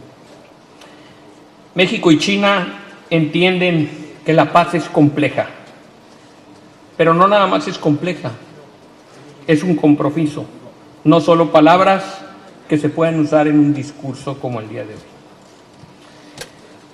Es entendible que la paz es un faro en un gran océano de grandes retos. México y China han trascendido en la historia en diferentes situaciones y en la época moderna han sido dos países que no han instigado, no hemos provocado o no hemos tomado parte en conflictos internacionales.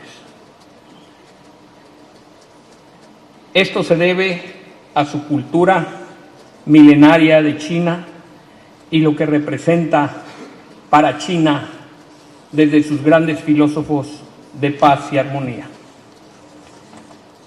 Consecuentemente, para China, la cooperación internacional es muy importante y es la estabilidad. México, un país vibrante, con gran cultura, entiende los cambios que existen actualmente, como es la globalización y como son diferentes iniciativas. Tenemos ambos países y buscamos la paz y buscamos que haya una sociedad justa con derechos humanos. Hemos caminado por muchos lugares y la relación México y China data desde 1972, cuando México reconoce a la China continental. Hemos sido actualmente socios. México vive situaciones complejas. Su primer socio comercial es los Estados Unidos y su segundo socio comercial es China. Y no hablamos de pequeñas cantidades, hablamos de 100 billones de dólares. Además, es importante decir, nuestras culturas se entrelazan. Es importante mencionar que se reciben artistas chinos, estudiantes chinos, al igual que reciben aquí mexicanos en temas culturales y de tecnología. Para China, México es un punto estratégico en el concepto del Belt and Road Initiative. Somos importantes en América Latina porque siempre hemos promovido la paz y la prosperidad. El respeto mutuo que entendemos China y México nos permite llegar a una profunda amistad y colaboración. En este siglo XXI que es tan complejo y que tiene retos impredecibles, las ideologías políticas pueden quedar en un lado para pensar en los problemas que tenemos, como el cambio climático, como las tecnologías que pueden ser en un momento una ayuda o un enemigo. Siempre México está dispuesto a buscar la cooperación global y buscar eliminar los diferentes problemas que existen. El futuro de paz, como lo hemos dicho y hemos escuchado, requiere soluciones innovadoras, adaptarse a los nuevos liderazgos, dirigirnos y buscar en todo momento el respeto a los derechos humanos y la justicia social. Es necesario entender que un mundo sin China no puede existir, ya que actualmente se ha conformado como un país estabilizador. Los conceptos de el sur global y los conceptos de seguridad internacional son reglas claras que nos permiten ver cuál va a ser el futuro. En muchos foros del día de hoy que hubo aquí, se entiende que Estados Unidos y China no compiten, pero ese medio ambiente que se genera alrededor de ellos se debe estudiar. Y se debe estudiar por las nuevas tecnologías y estar en todo momento vigilando la protección de la paz. Son nuevas dicotomías que tenemos que entender. Debe haber globalismo y debe de haber soberanía. Y la tecnología debe ser una herramienta para llegar a esta paz. Finalmente, como mexicano que he servido a mi país, me enorgullece decir que China y México podrían separarnos ese océano Pacífico, pero no es así. La relación y los intereses nos unen. Somos un país de gran historia y nos sumamos a los conceptos de paz. En conclusión, podemos decirle a la comunidad que la diplomacia, el respeto, la igualdad, la apertura pueden resolver muchas situaciones de conflicto. Para los organizadores tengo una solicitud. Tenemos que hablar además de crimen organizado, de lavado de dinero y de corrupción, ya que esto afecta las relaciones que hay entre México, China y Estados Unidos. Finalmente quiero decir, como lo dijo un presidente mexicano que muchos colegas de América Latina lo conocen, Benito Juárez: entre los individuos como entre las naciones, el respeto al derecho ajeno siempre y por siempre será la paz. Muchas gracias.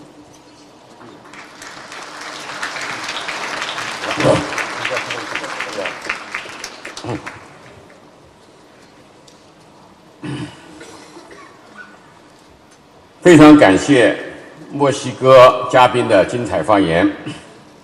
各位来宾，刚才6位嘉宾围绕第3场的主题进行了精彩的发言。根据安排呢，下面还有一点时间，有15分钟时间进行互动交流。有需要提问的代表，请举手示意，现自报家门，完了指出向谁提问。Next, we have 15 minutes for Q&A session.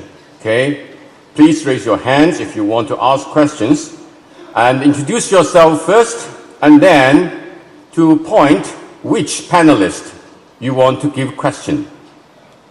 下面开始提问，先给外方代表一个机会。Yeah, please. Thank you very much. Lawrence Freeman from the United States of America.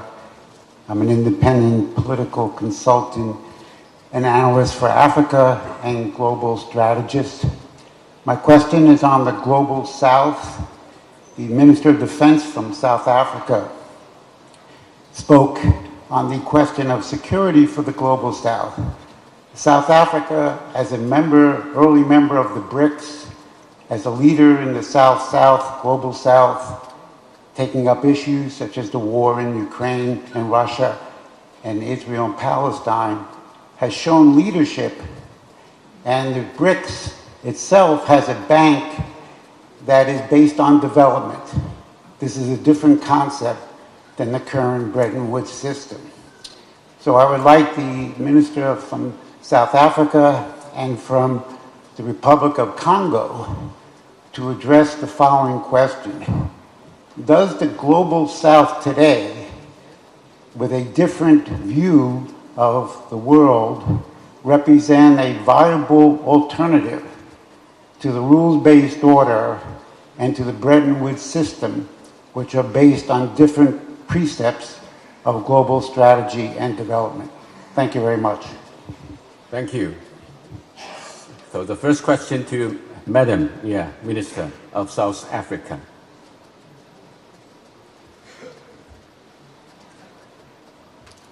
Actually, missed the last part of the question. If the member doesn't mind to just repeat the last part of the question. 请重复一下你的问题 Repeat your question.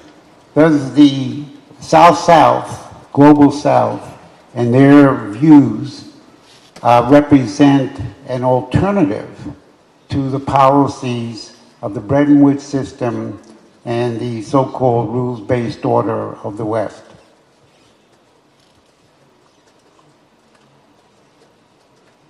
Part of our policies are aligned to the United Nations policies, so we're guided also by the framework that comes from the United Nations, but we're also part of the AU, where also the African Union develops its own understanding around conflicts in the continent.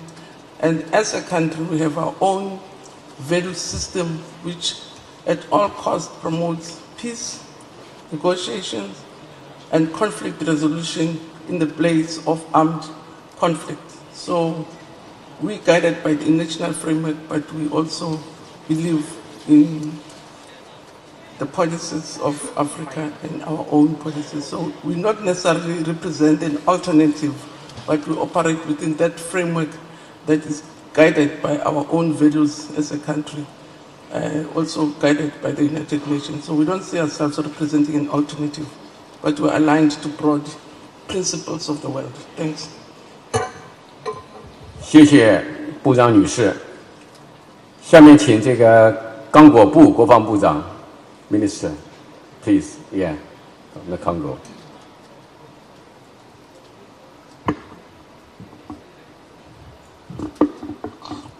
Merci, Monsieur le modérateur.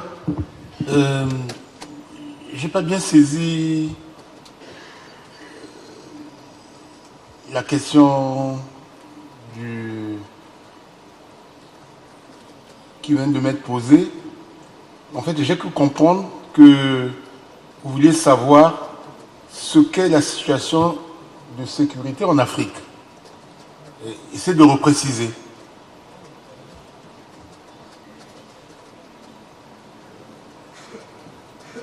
Would you please repeat your question? He didn't catch. Sorry. The South-South has a different set of values and concerns and has a different paradigm based on development. And of course, Africa is a large portion of the South-South. Do you and does other African leaders see the South-South as an alternative to the current Western-dominated political economic system? I hope that's clear.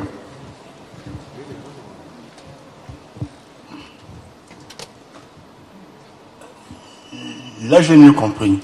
Vous voulez savoir si la coopération Sud-Sud peut remplacer le système dominant actuel du Nord global.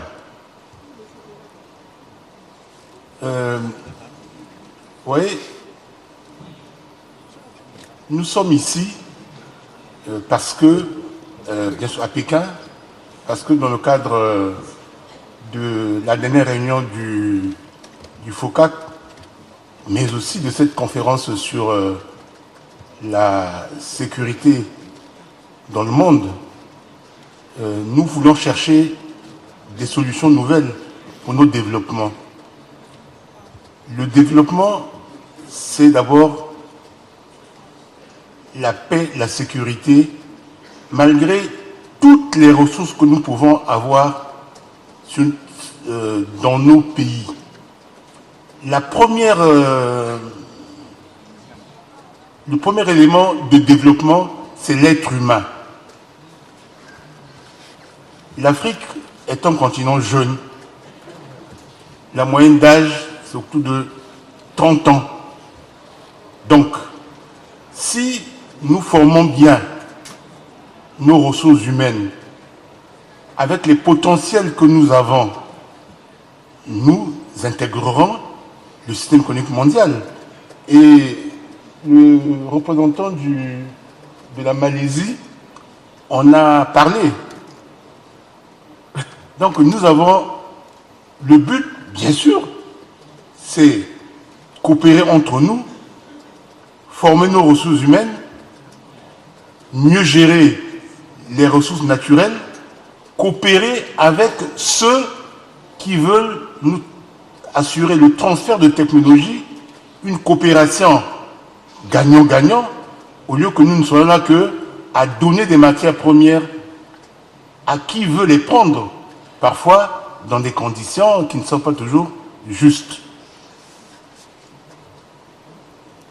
Nous ne nous séparons pas du Nord global, mais nous voulons dire au Nord global que nous comptons dans le cadre économique et dans le cadre de la sécurité mondiale.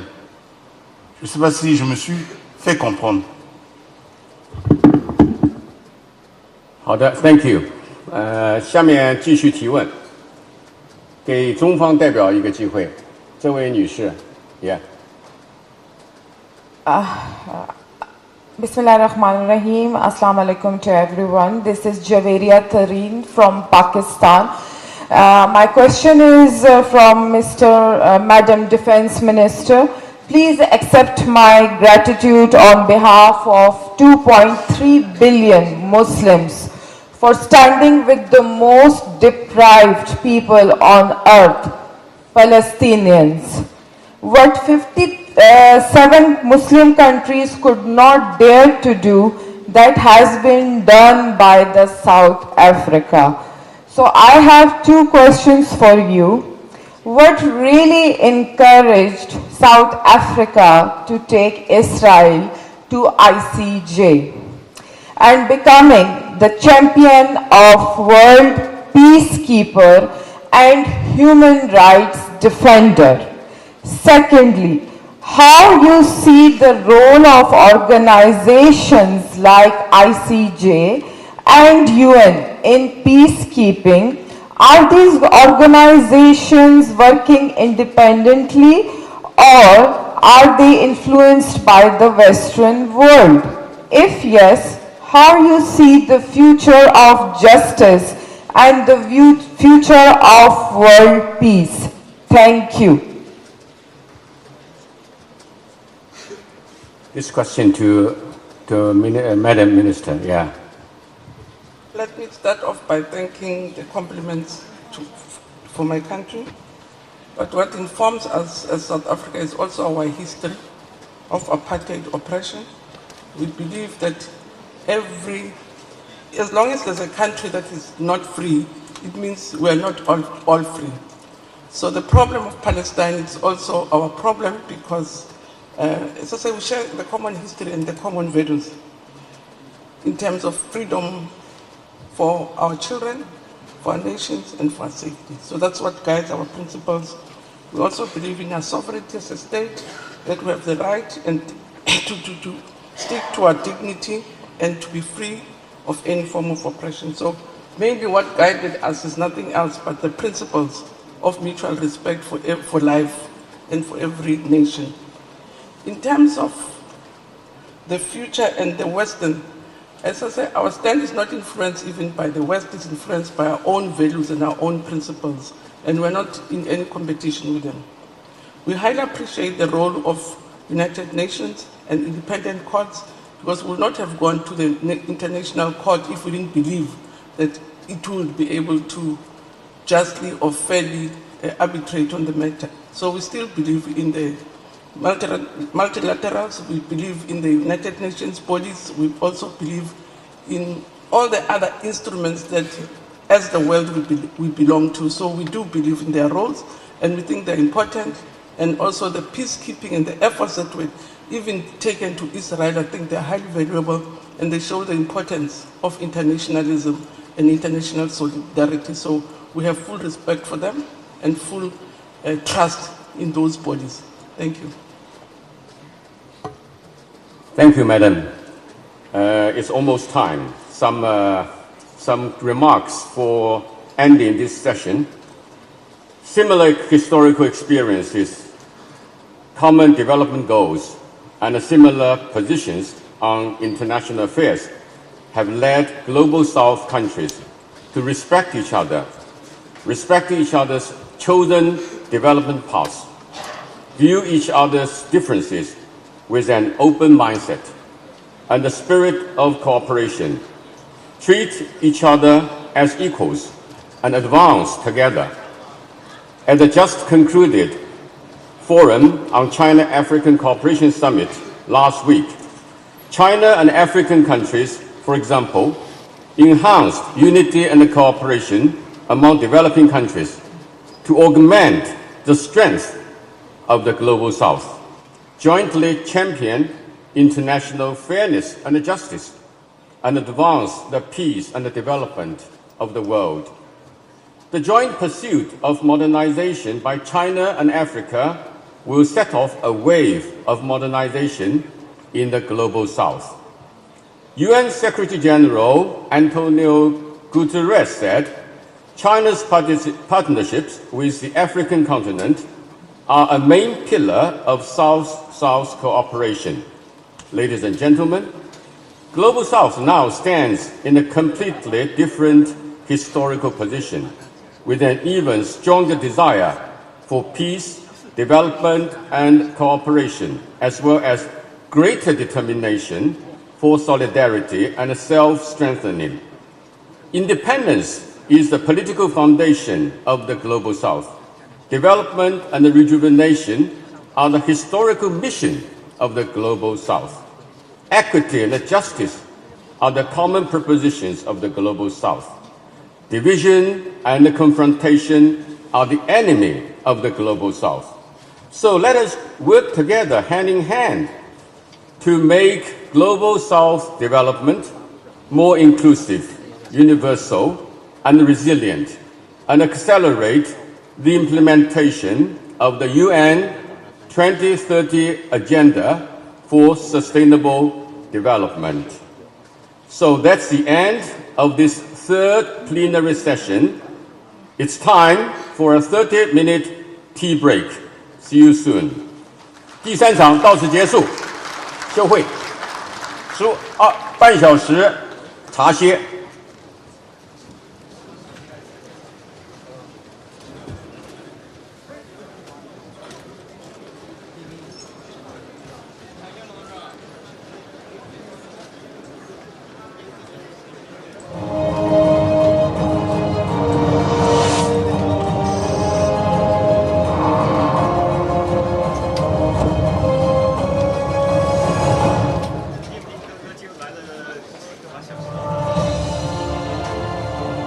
Successful convening of 10 previous rounds of the Beijing Xiangshan Forum, BXF, have gained a global influence as an important international platform for security dialogue. The BXF, with a consistent commitment to the noble ideals of equality, openness, inclusiveness, and mutual learning, has played a positive role in promoting world peace and stability. We are now living in a turbulent time of changes and confusion. With a protracted crisis over Ukraine, rekindled conflicts in the Middle East, and new challenges including AI, climate change and the scramble for space and polar regions, our ability to maintain world peace and stability is now put to the test. The 11th BXF will be held in Beijing from September 12 to 14 to address global concerns on hotspot issues. Under the theme of promoting peace for a shared future, this year's forum will have 4 plenary sessions, namely Security Cooperation and Asia-Pacific Prosperity and Stability, Multipolarity and the Evolving International Order, Global South and World Peaceful Development, and International Mechanisms in Global Security Governance. Important issues including regional flashpoints, emerging technologies, arms control, and humanitarian affairs will also be covered. The forum will bring together defense and military leaders, representatives of international organizations, think tanks, and academies, and renowned experts and scholars from over 100 countries. Dialogues and exchanges at the event will help the international community to strengthen communication and pool insights and solutions. Together, we will explore a security architecture and a new path toward security that meets the needs of world development and advance the implementation of the Global Security Initiative and the building of a community with a shared future for mankind. As a Chinese saying goes, no mountain or ocean can distance people with common aspirations. The 11th Beijing Xiangshan Forum looks forward to hosting friends from all over the world this autumn to achieve greater peace and a better future.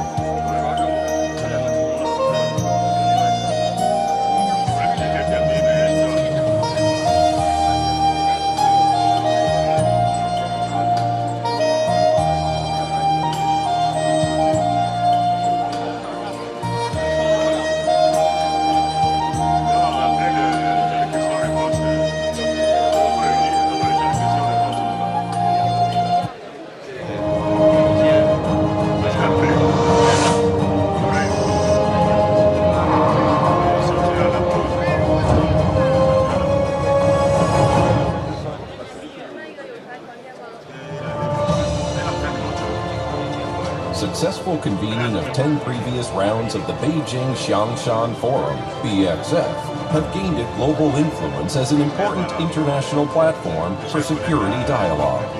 The BXF, with a consistent commitment to the noble ideals of equality, openness, inclusiveness, and mutual learning, has played a positive role in promoting world peace and stability.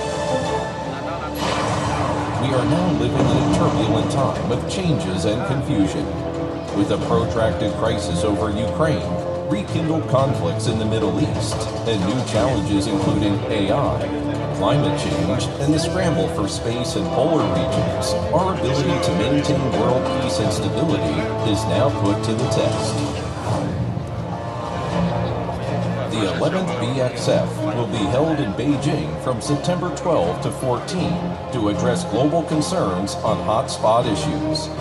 Under the theme of promoting peace for a shared future, this year's forum will have 4 plenary sessions, namely Security Cooperation and Asia-Pacific Prosperity and Stability, Multipolarity and the Evolving International Order, Global South and World Peaceful Development, and International Mechanisms in Global Security Governance.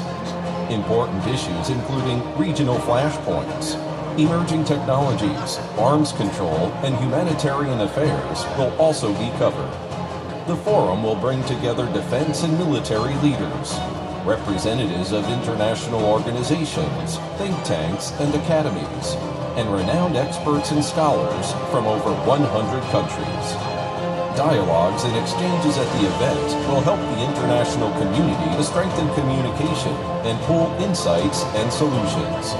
Together, we will explore a security architecture and a new path toward security that meets the needs of world development and advance the implementation of the Global Security Initiative and the building of a community with a shared future for mankind. As a Chinese saying goes, no mountain or ocean can distance people with common aspirations. The 11th Beijing Xiangshan Forum looks forward to hosting friends from all over the world this autumn to achieve greater peace and a better future.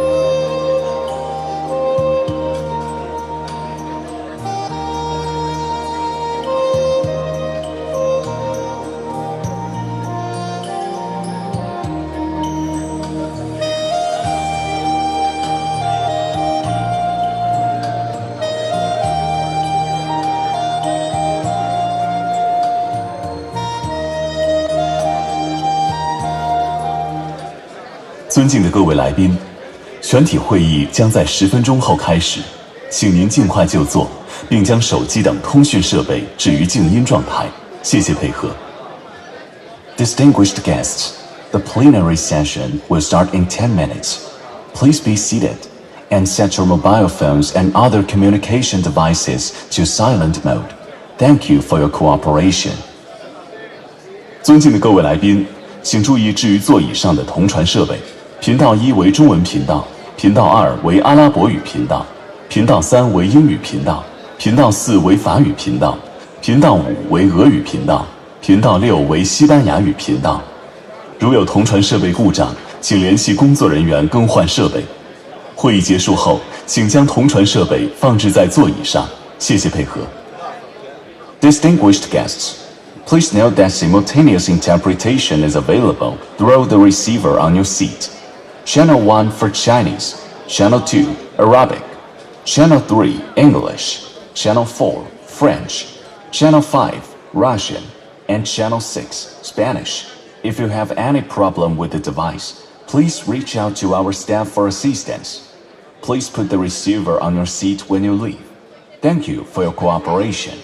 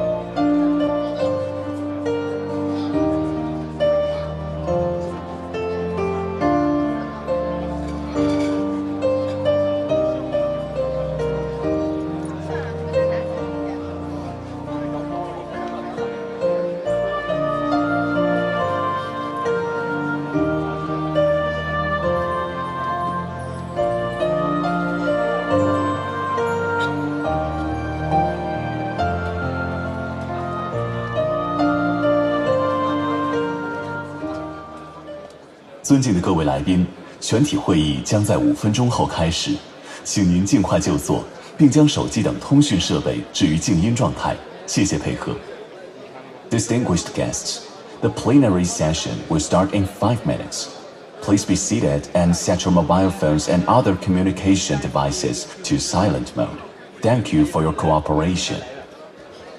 尊敬的各位来宾，全体会议将在5分钟后开始，请您尽快就座，并将手机等通讯设备置于静音状态，谢谢配合。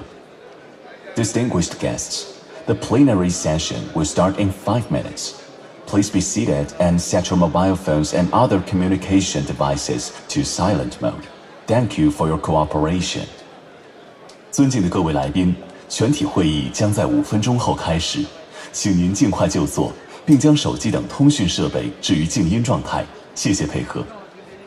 Distinguished guests, the plenary session will start in 5 minutes. Please be seated and set your mobile phones and other communication devices to silent mode. Thank you for your cooperation. 尊敬的各位来宾，请注意置于座椅上的同传设备。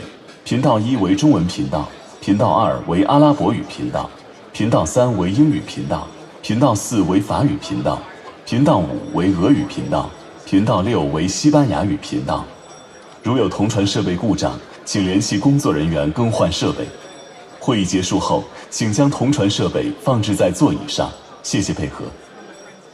Distinguished guests, please note that simultaneous interpretation is available through the receiver on your seat.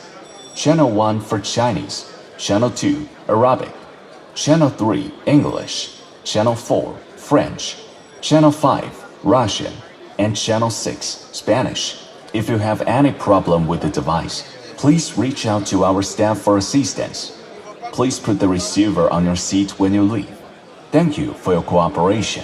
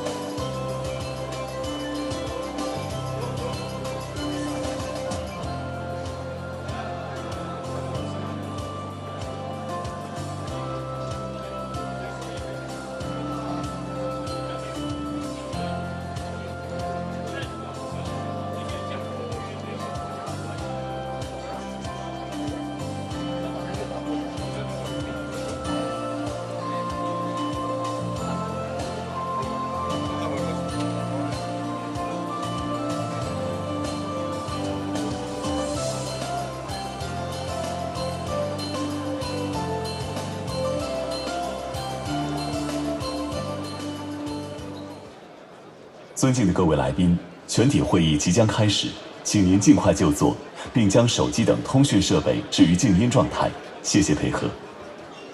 Distinguished guests, the plenary session will soon start. Please be seated and set your mobile phones and other communication devices to silent mode. Thank you for your cooperation.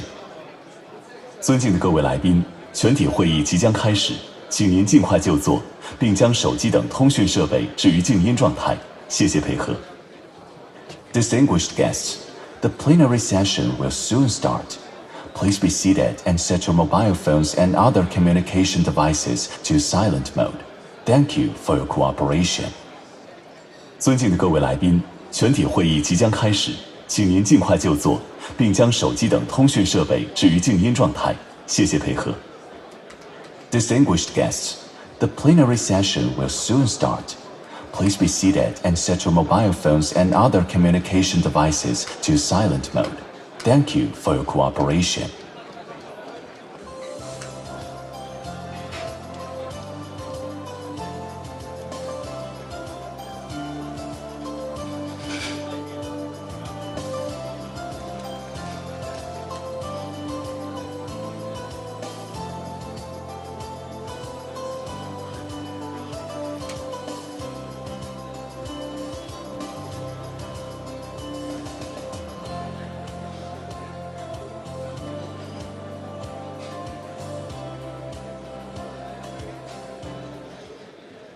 尊敬的各位来宾，全体会议即将开始，请您尽快就座，并将手机等通讯设备置于静音状态。谢谢配合。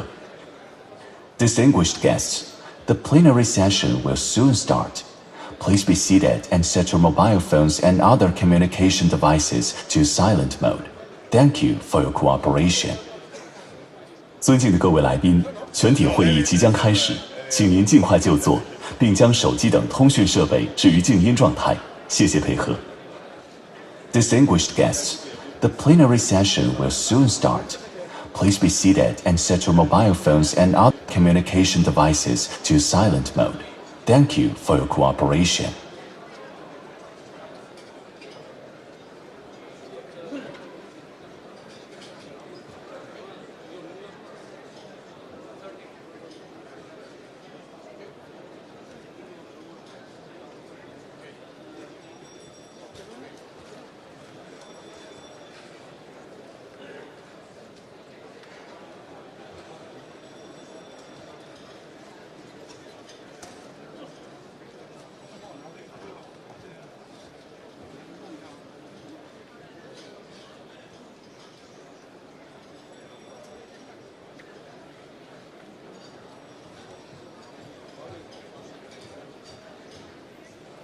有请中国战略学会副会长杜农一先生主持第4次全体会议。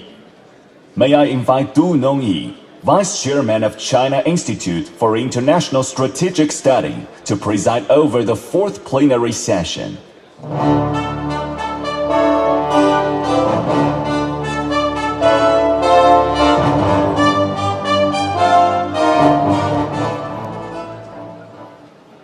Welcome back. 各位来宾、女士们、先生们，现在进行北京香山论坛第4场大会——国际机制与全球安全治理。围绕这个主题，我们很高兴地邀请到6位发言嘉宾。首先，请发言嘉宾上台入座。请加蓬国防部部长布里杰特·乌恩卡诺娃中将，有请。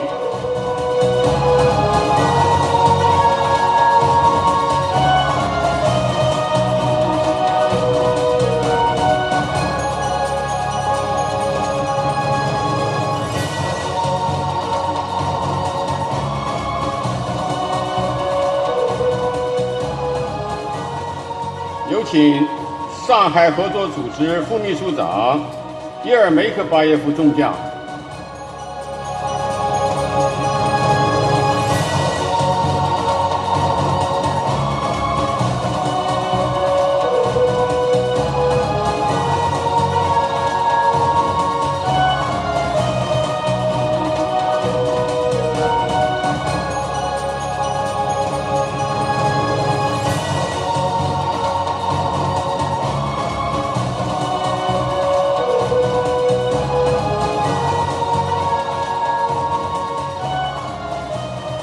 有请亚新组织秘书长凯拉特·萨雷拜先生。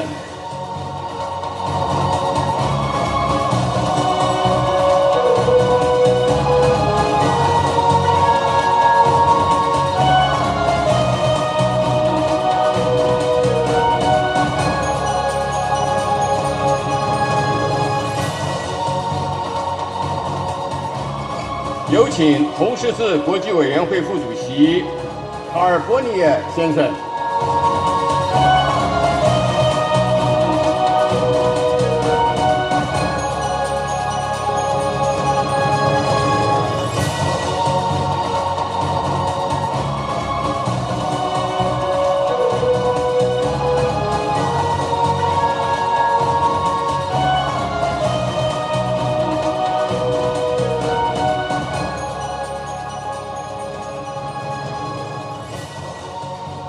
有请东盟和平与和解研究所执行主任、印度尼西亚前驻联合国代表古加先生。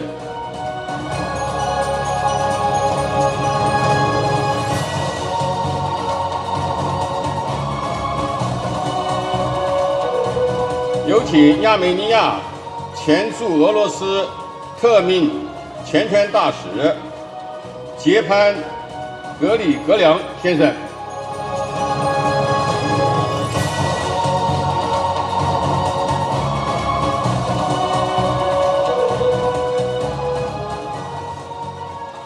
各位来宾，当前国际秩序正在经历深刻变革，现有国际机制在提供公共产品、保障地区安全方面的作用有所减弱，导致全球安全治理赤字愈发凸显。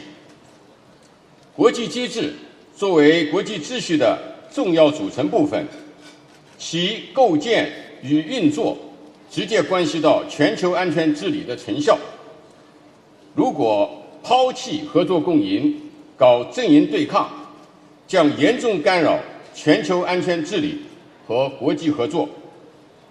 面对当前如此复杂的国际安全形势，国际社会理应携手发挥国际机制的有效作用，应对全球安全挑战。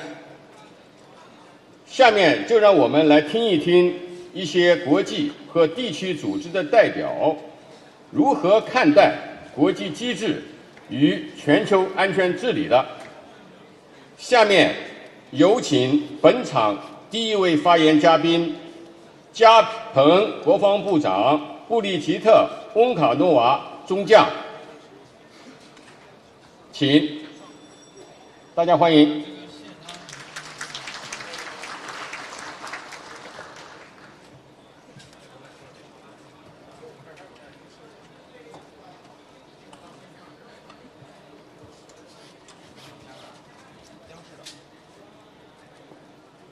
Monsieur le modérateur, Messieurs les ministres, chers homologues, chers délégués, distingués invités, Mesdames et Messieurs,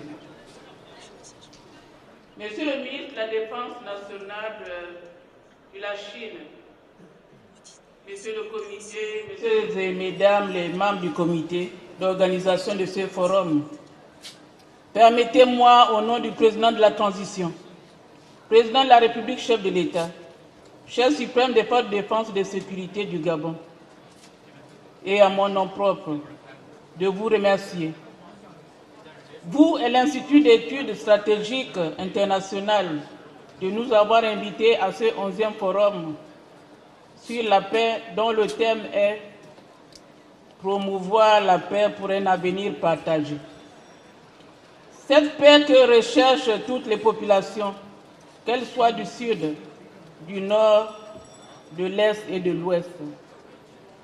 Je voudrais aussi remercier les organisateurs de ce forum pour avoir bien voulu inscrire la question importante des mécanismes internationaux et gouvernance mondiale de la sécurité dans nos travaux, en raison de ses implications sur la préservation de la paix et la sécurité mondiale. Permettez-moi, Monsieur le ministre, distingués invités, Mesdames et Messieurs, avant tout d'ouvrir une petite parenthèse pour vous parler du Gabon, mon pays. Ce pays de 267 000 km², situé sous l'équateur, limité au nord par le Cameroun et la Guinée équatoriale, à l'est et au sud par le Congo-Brazzaville, à l'ouest par l'océan Atlantique, considéré comme havre de paix et qui regorge de nombreuses richesses, a connu ces dernières années des difficultés politiques et économiques qui sont la source de la fragilisation de son tissu social.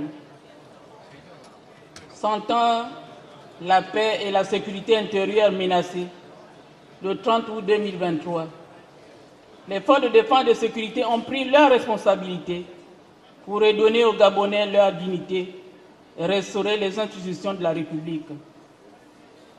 Une transition de 2 ans a été mise en place avec un chronogramme établi qui débouchera sur un référendum constitutionnel suivi des élections libres et transparentes.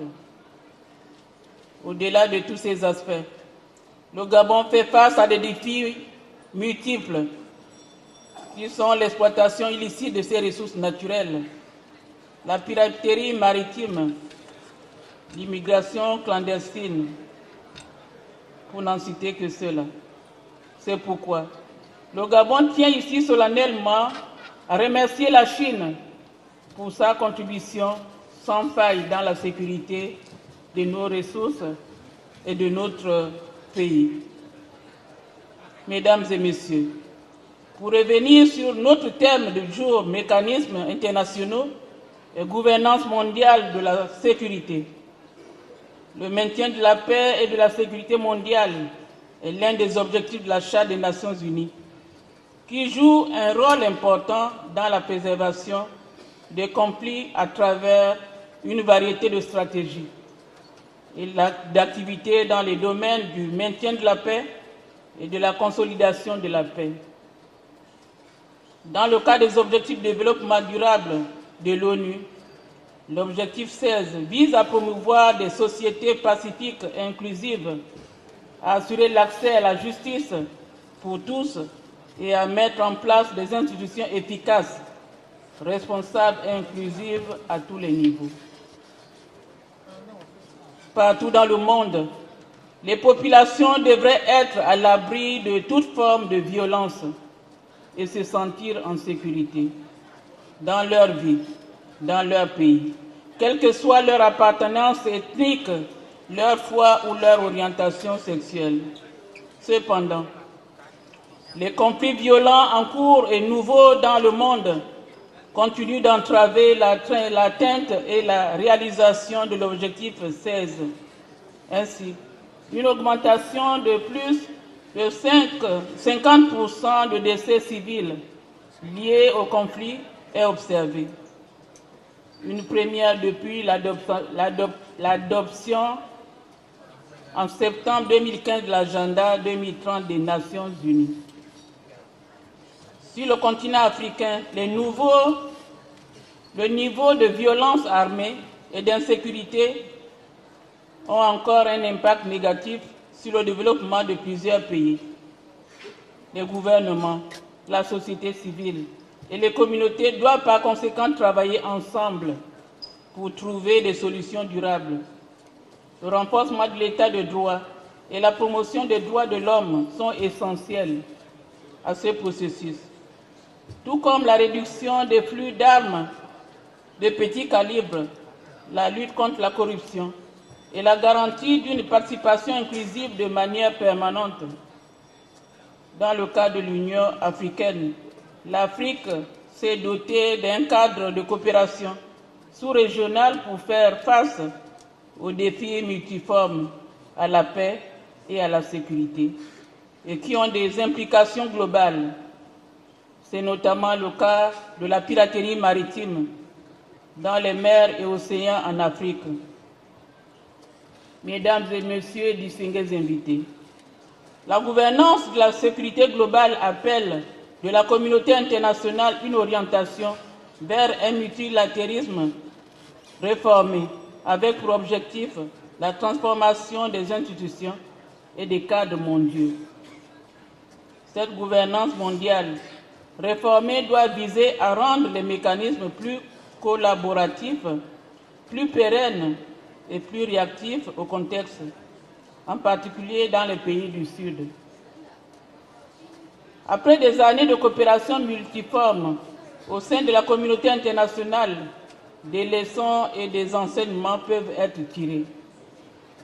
Dans cet esprit, les pays du Nord doivent continuer à promouvoir des nouveaux mécanismes qui viendraient renforcer les capacités dans les pays du Sud pour compléter les processus et les architectures de gouvernance de la sécurité globale existants afin de les adapter aux objectifs.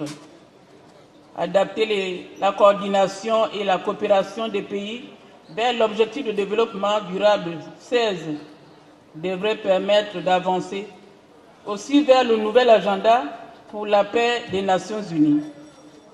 Mesdames et messieurs, le Gabon est situé en Afrique centrale, une sous-région qui fait face à des menaces multiformes à la paix et à la sécurité, notamment la piraterie dans le golfe de Guinée, le trafic illicite des ressources naturelles, la pêche illicite dans les parcs marins, la circulation des armes légères de petit calibre, que la migration illégale accentuée. Mais ces défis ne sont pas propres au Gabon ni à l'Afrique. Ils concernent le monde entier. Dans ce concert, le Gabon est désireux et disposé à collaborer dans le sens de plus de coordination et de coopération. Nous sommes ouverts à des partenariats avec tous les pays qui nous proposent de faire partie des mécanismes de gouvernance novateurs et rénovés. En effet, l'amélioration de l'efficacité de la gouvernance globale de sécurité dépend en grande partie de la force et des nuances des normes et procédures qui guident l'adoption et la réglementation de cette gouvernance.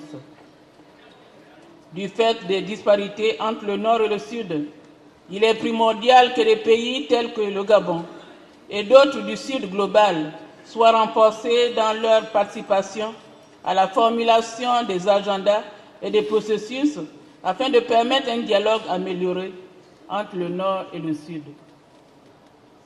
Cette approche renforcerait aussi les résultats dans la lutte contre les menaces que je viens d'évoquer.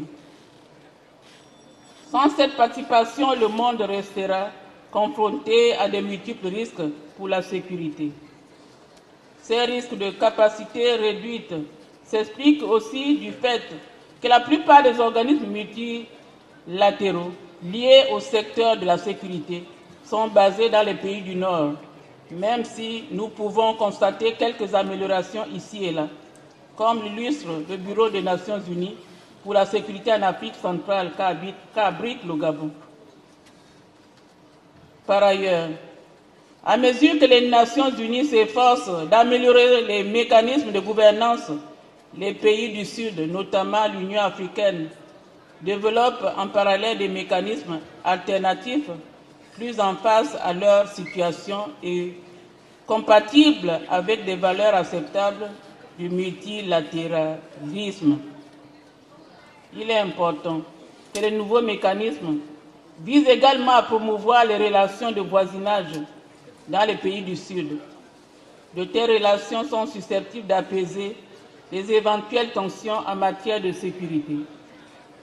C'est dans cet esprit que le Gabon a contribué à la mise en place, au sein de la communauté économique des États de l'Afrique centrale, des mécanismes de prévention et de gestion des crises et des conflits, tels que le mécanisme d'alerte rapide de l'Afrique centrale, en abrégé le MARAC, dont il abrite le siège et le Conseil de paix et de sécurité de l'Afrique centrale, en abrégé COPAX. Je ne saurais terminer mon propos sans réaffirmer, à la suite du président de la transition de mon pays, le général de brigade Brice Clotaire Oligui-Nguema, que le Gabon est un fervent défenseur de la réforme du Conseil de sécurité des Nations Unies, avec l'objectif que l'architecture de sécurité internationale reflète les réalités actuelles et futures de tous les pays. Tout en souhaitant plein succès à ces travaux, je vous remercie de votre aimable attention.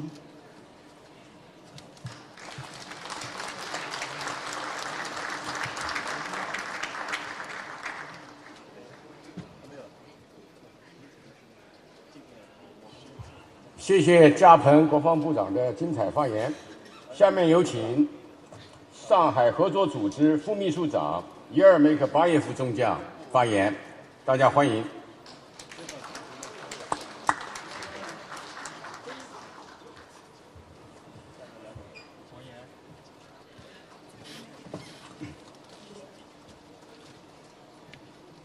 尊敬的陆宁一先生、同事们、朋友们，很高兴代表上海合作组织秘书处参加第11届北京香山论坛，感谢中国国防部、中国军事科学学会和中国国际战略学会的邀请，这次中华人民共和国成立75周年即将到来之际，祝中国同事节日快乐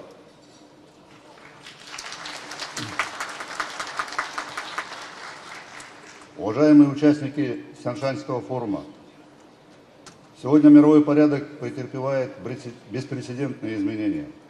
Усиливается геополитическая конфронтация, международные отношения характеризуются затяжной нестабильностью и неопределенностью. Сохраняются традиционные и появляются новые угрозы безопасности. Вспыхивают локальные конфликты и беспорядки. Все это усиливается односторонними действиями и проявлениями протекционизма. В то же время в мировой политике последовательно укрепляется многосторонний подход, народы стремятся к миру и развитию. Хотел бы сказать несколько слов о роли и месте ШОС в международных делах и в общих усилиях по устойчивому развитию. За 23 года деятельности ШОС прошла содержательный путь, став трансрегиональной международной организацией с самой обширной территорией и большим населением в мире. Организация вносит собственный вклад в нейтрализацию вызовов и угроз безопасности, способствует совместному развитию. ШОС строго следует принципам шанхайского духа, которые включают равноправие, консультации, уважение, многообразие культур.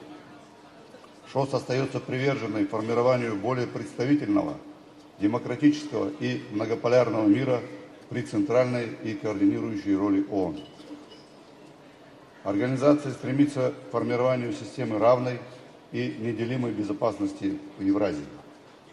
Уважаемые коллеги, в ходе саммита ШОС в Астане 4 июля текущего года статус полноправного члена организации получила Республика Беларусь.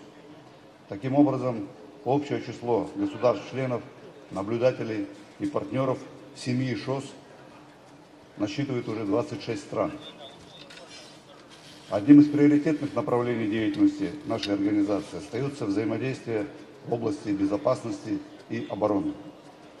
Отдельной сферой усилий является противодействие силам трех зол – терроризму, экстремизму, сепаратизму. Для этого функционирует специализированная региональная антитеррористическая структура ШОС в Ташкенте. Наши лидеры договорились укреплять сотрудничество в борьбе с терроризмом. Регулярно проводятся совместные антитеррористические командно-штабные учения, осуществляется постоянный мониторинг ситуации в регионе. В 2023 году в результате обмена оперативной информацией между государствами-членами удалось выявить и пресечь деятельность нескольких десятков террористических ячеек, расследовать почти 1000 преступлений террористической и экстремистской направленности, задержать более 1000 членов террористических групп. Все это было сделано по линии региональной антитеррористической структуры. Активно проводится борьба с киберпреступлениями.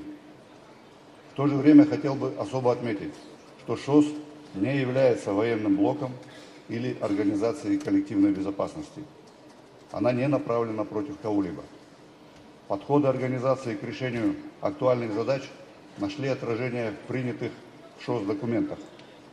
Последними по времени стали приняты в июле текущего года Астанинская декларация, инициатива ШОС о мировом единстве за справедливый мир, согласие и развитие по предложению президента Казахстана и заявление о принципах добрососедства, доверия и партнерства.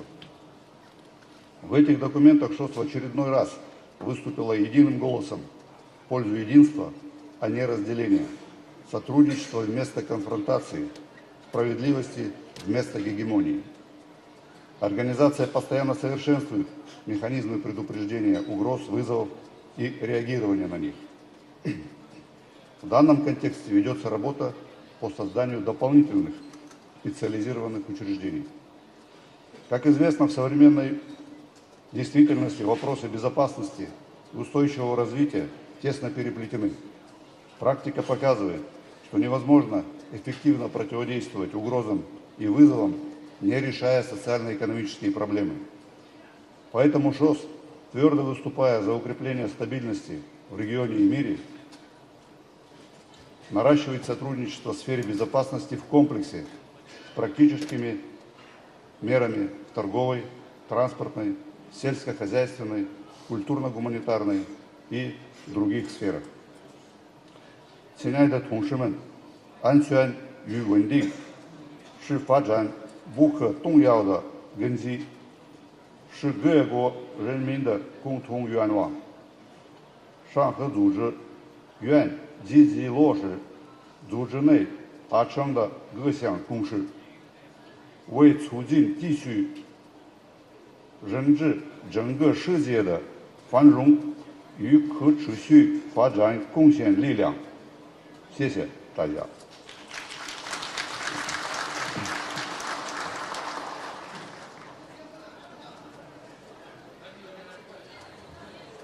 谢谢上合组织副秘书长的发言。下面有请亚信组织秘书长发言，大家欢迎。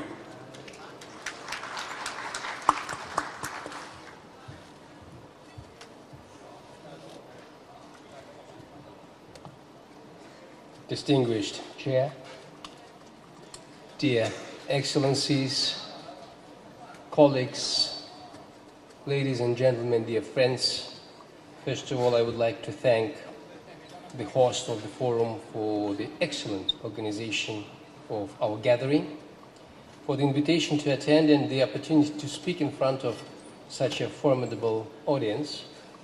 SICA's participation in the forum has become a good tradition, and I am glad to be back in this great city of Beijing. Ladies and gentlemen, Asia is rapidly evolving into the main driver of international development of the 21st century that was mentioned by many distinguished speakers throughout the 2 days. With its ample human and natural resources and rich cultural diversity and heritage, the continent has had strong influence on global trends for millennia. As the new challenges to peace and security arise, it becomes increasingly clear that Asia, where the most dynamic political and economic changes are taking place, has a renewed and, in many ways, central role to play in the contemporary world order. As the world's largest region, Asia must and will inevitably become a strong commonwealth of nations pursuing shared goals, solving its own internal problems, and contributing to universal peace, security, and global progress.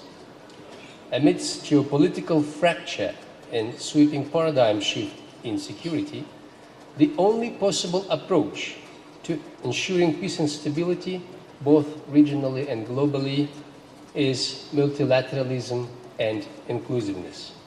In this context, the Conference on Interaction and Confidence Building Measures in Asia, or SICA in short as we call, with its widest geography in the Asian region and broad agenda, is the most suitable platform to consolidate the collective wisdom of all Asian nations towards peace, security and development, and to fully integrate them into the global security architecture and multilateral decision-making processes.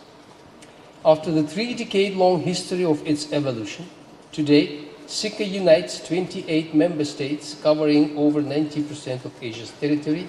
I will not mention my observer states, I will not mention also observer and partner international organizations.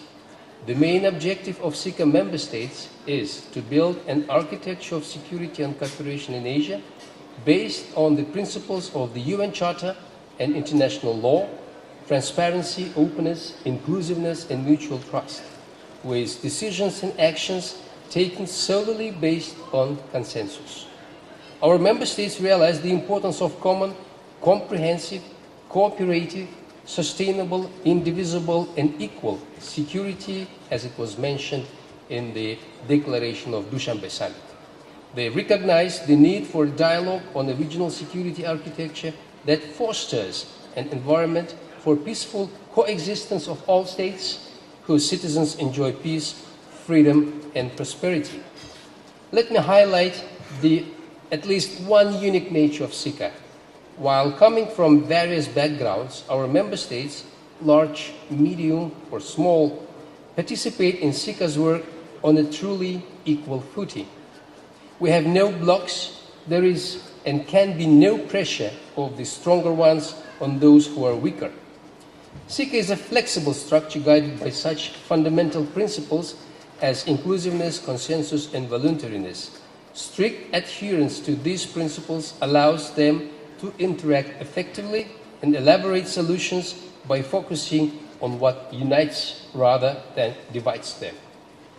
In this regard, the important initiatives of People's Republic of China, such as Global Security Initiative, the Global Development Initiative, the Global Civilization Initiative, generally match the goals and values of SICA and pave the way for further multilateral cooperation.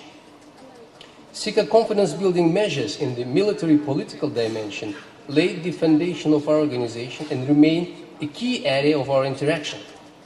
Under this dimension, SICA provides its member states with mechanisms for exchanging information on arms control issues, holding consultations on unexpected and dangerous military incidents, monitoring military exercises, and other forms of cooperation between the armed forces. As the coordinator of military political dimension, the Republic of Kazakhstan holds a dedicated seminar every year. This year's seminar will be held in Astana quite soon. Dear participants, there is no doubt that the challenges we face are universal for all of us, for the entire region. Let me outline them here. First, climate change.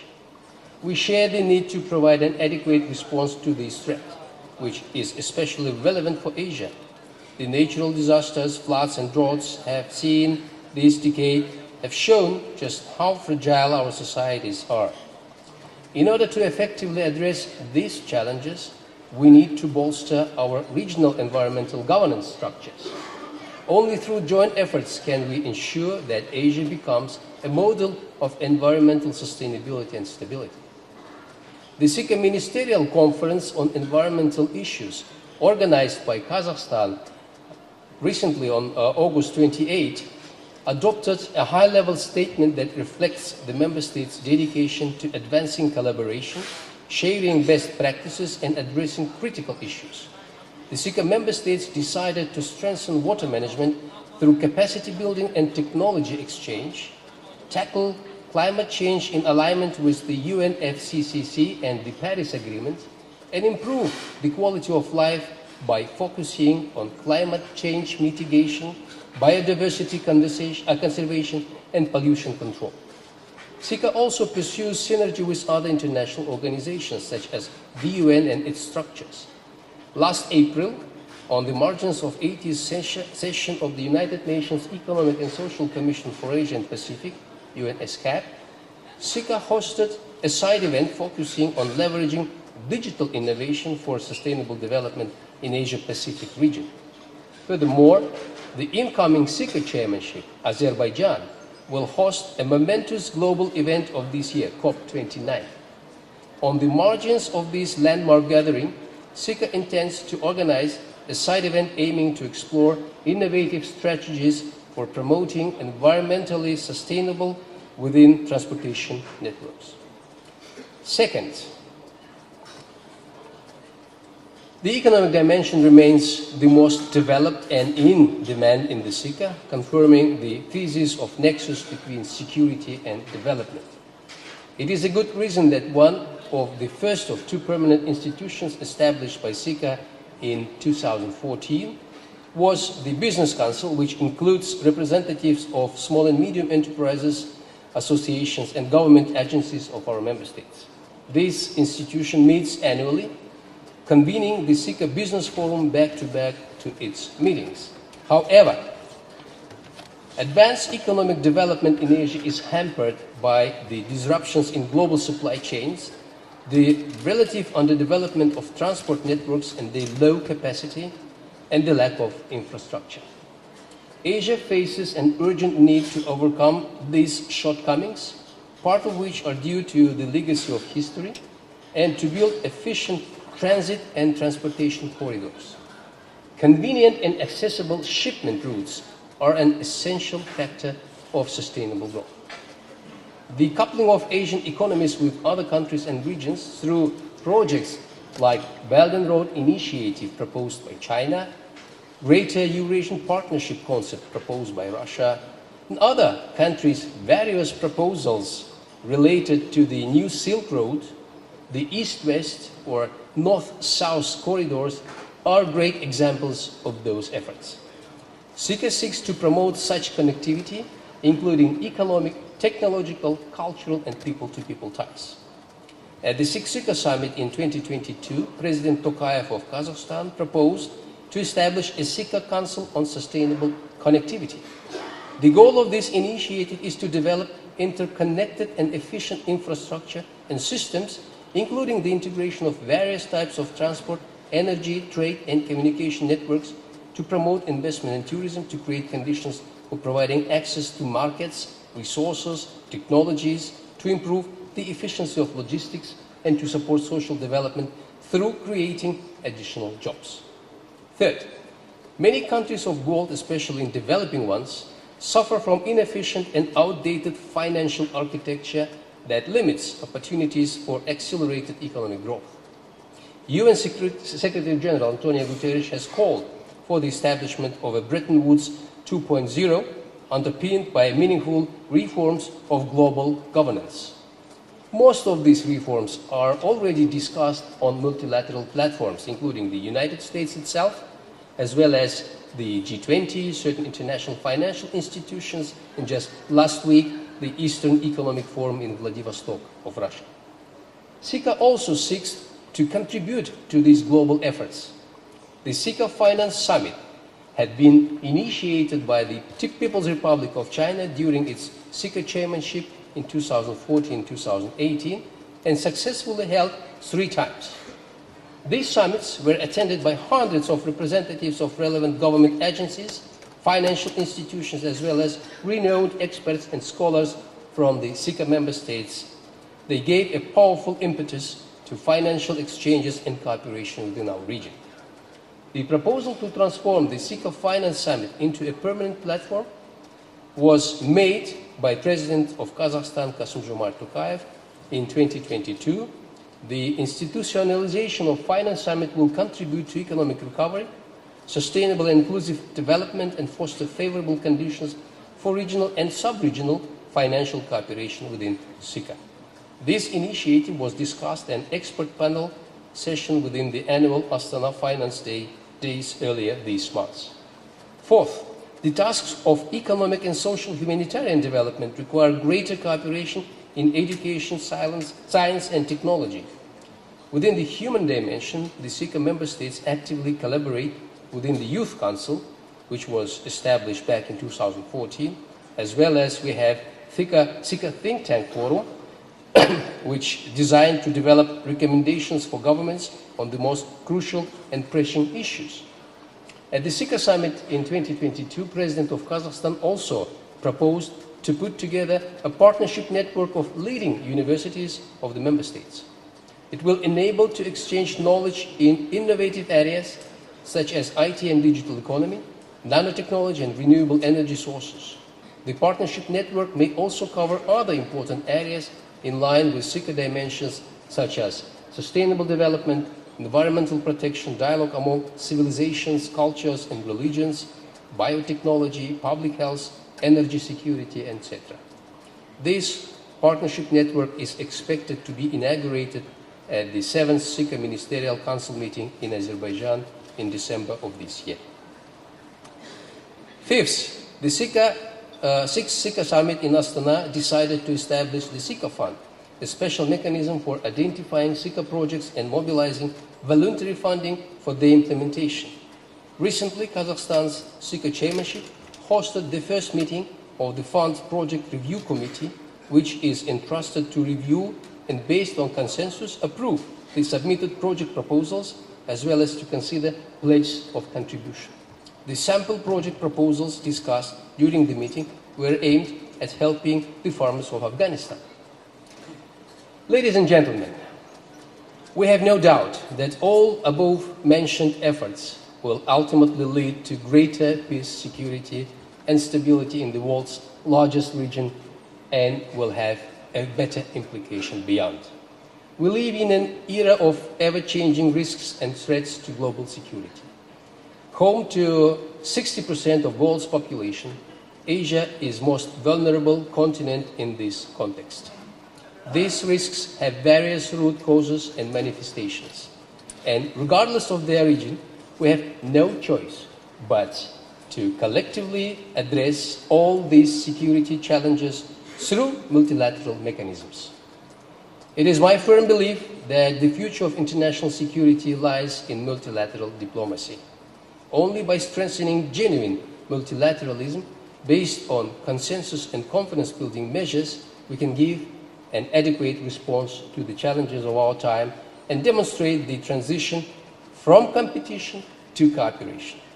I strongly believe that SICA will further contribute to consolidating the shared vision of Asian states and their connectivity.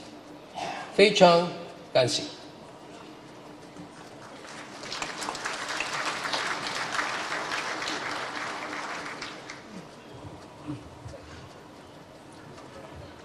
感谢亚新秘书长的发言。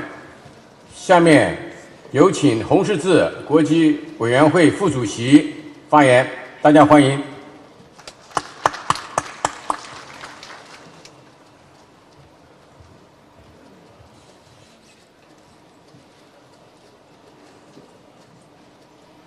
Mr. Chairman, Excellencies, ladies and gentlemen, distinguished guests, I wish to thank our hosts and the organizers for this renewed invitation to speak at the Beijing Shanshan Forum on behalf of the ICRC, the International Committee of the Red Cross.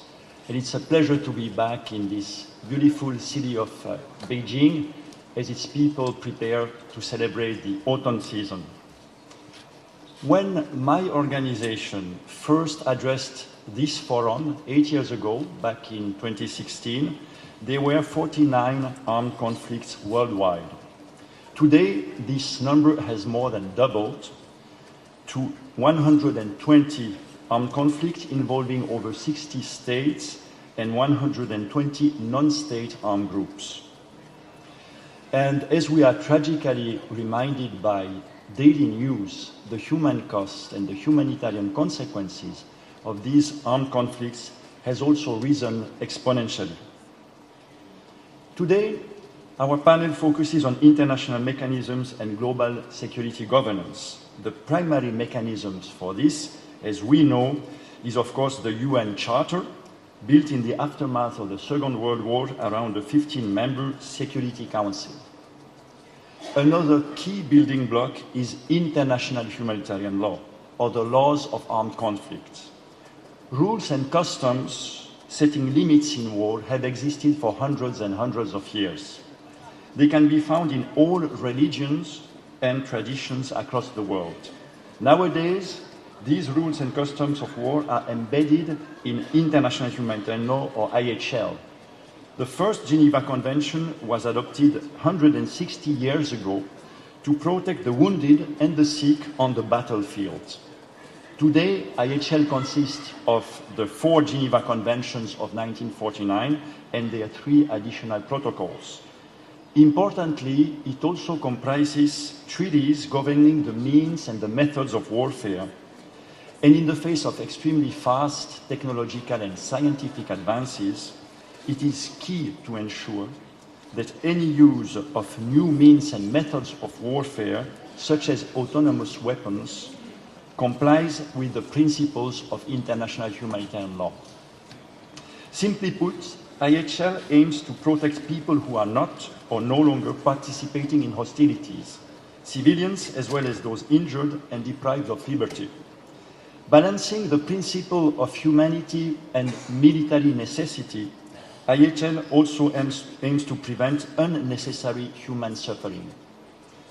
The 4 Geneva Conventions have been universally adopted, and they represent a rare international consensus to preserve and to protect our shared humanity, even in the worst of circumstances, in the midst of armed conflict.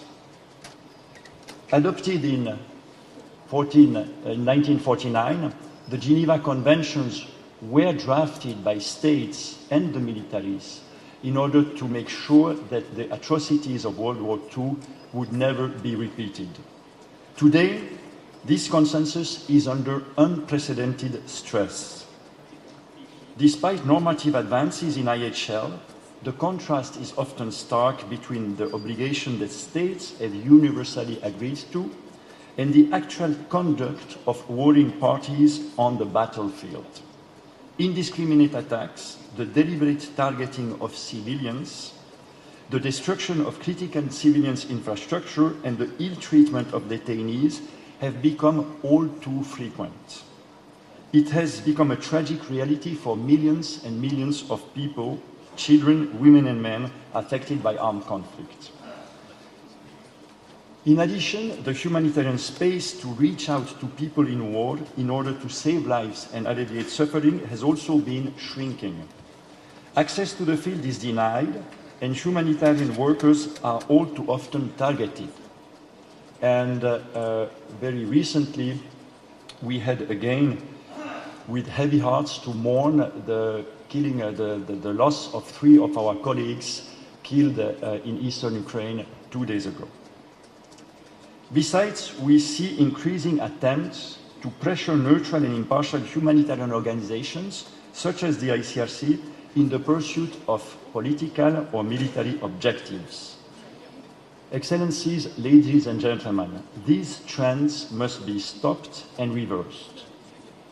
It is in the best interest of everyone to respect and ensure respect for IHL and to allow neutral and impartial humanitarian action.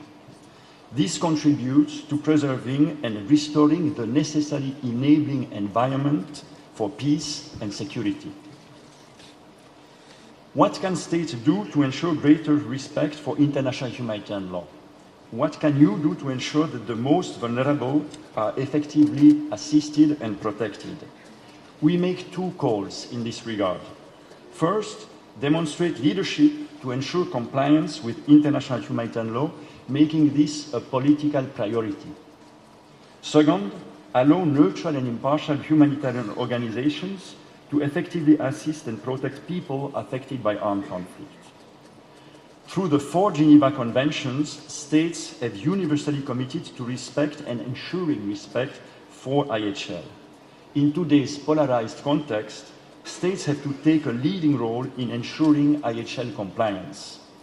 In May this year, the UN Security Council hosted its annual debate on the protection of civilians. Well over 100 states referred to the critical importance of complying with IHL. So I think that the humanitarian imperative is very clear. But in practice, what does IHL compliance look like? At the domestic level, it begins with states ratifying all key IHL treaties and anchoring their obligations in domestic legislation. These legal commitments must be then integrated into military doctrine and military training curricula, in rules of engagement, as well as in practical military exercises.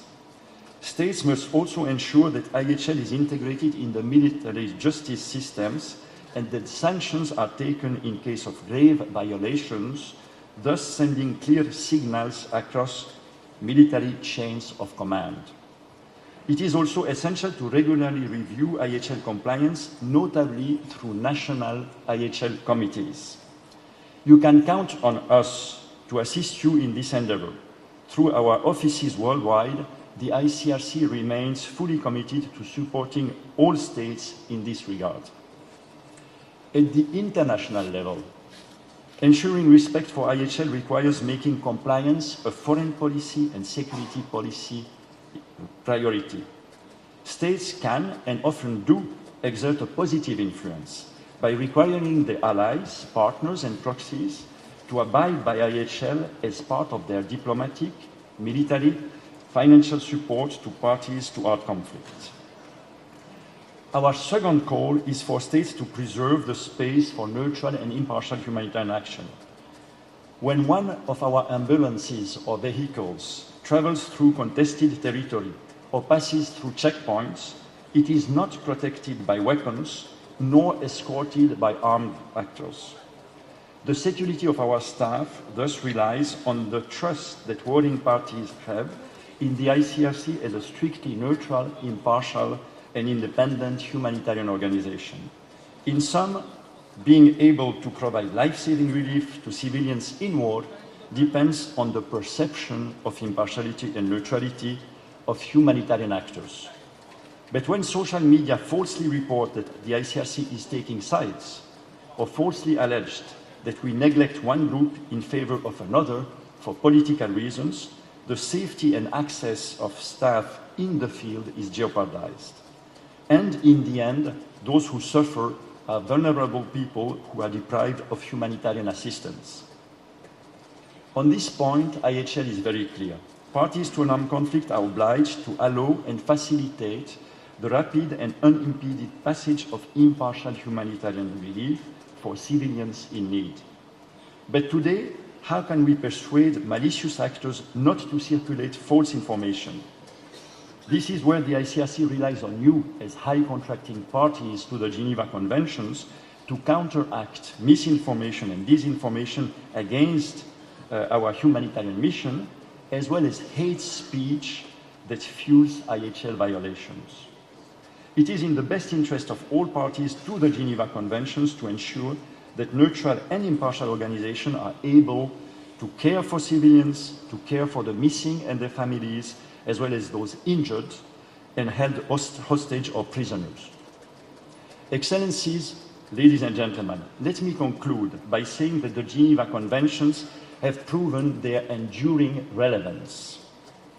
Today, the world needs leaders in international humanitarian law to show the way forward.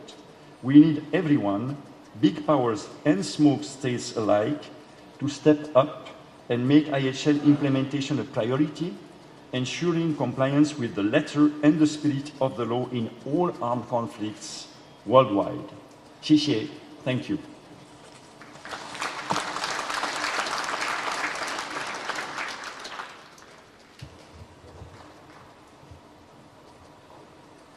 感谢红十字国际委员会副主席的发言，有2点给我们深刻印象，一个是跟2016年比 ，conflicts 冲突翻倍；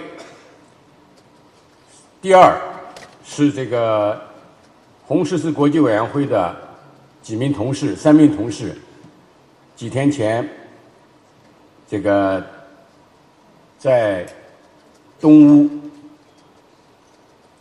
这个在工作上失去了生命 ，We are very sorry for that。下面有请东盟代表普加先生发言，大家欢迎。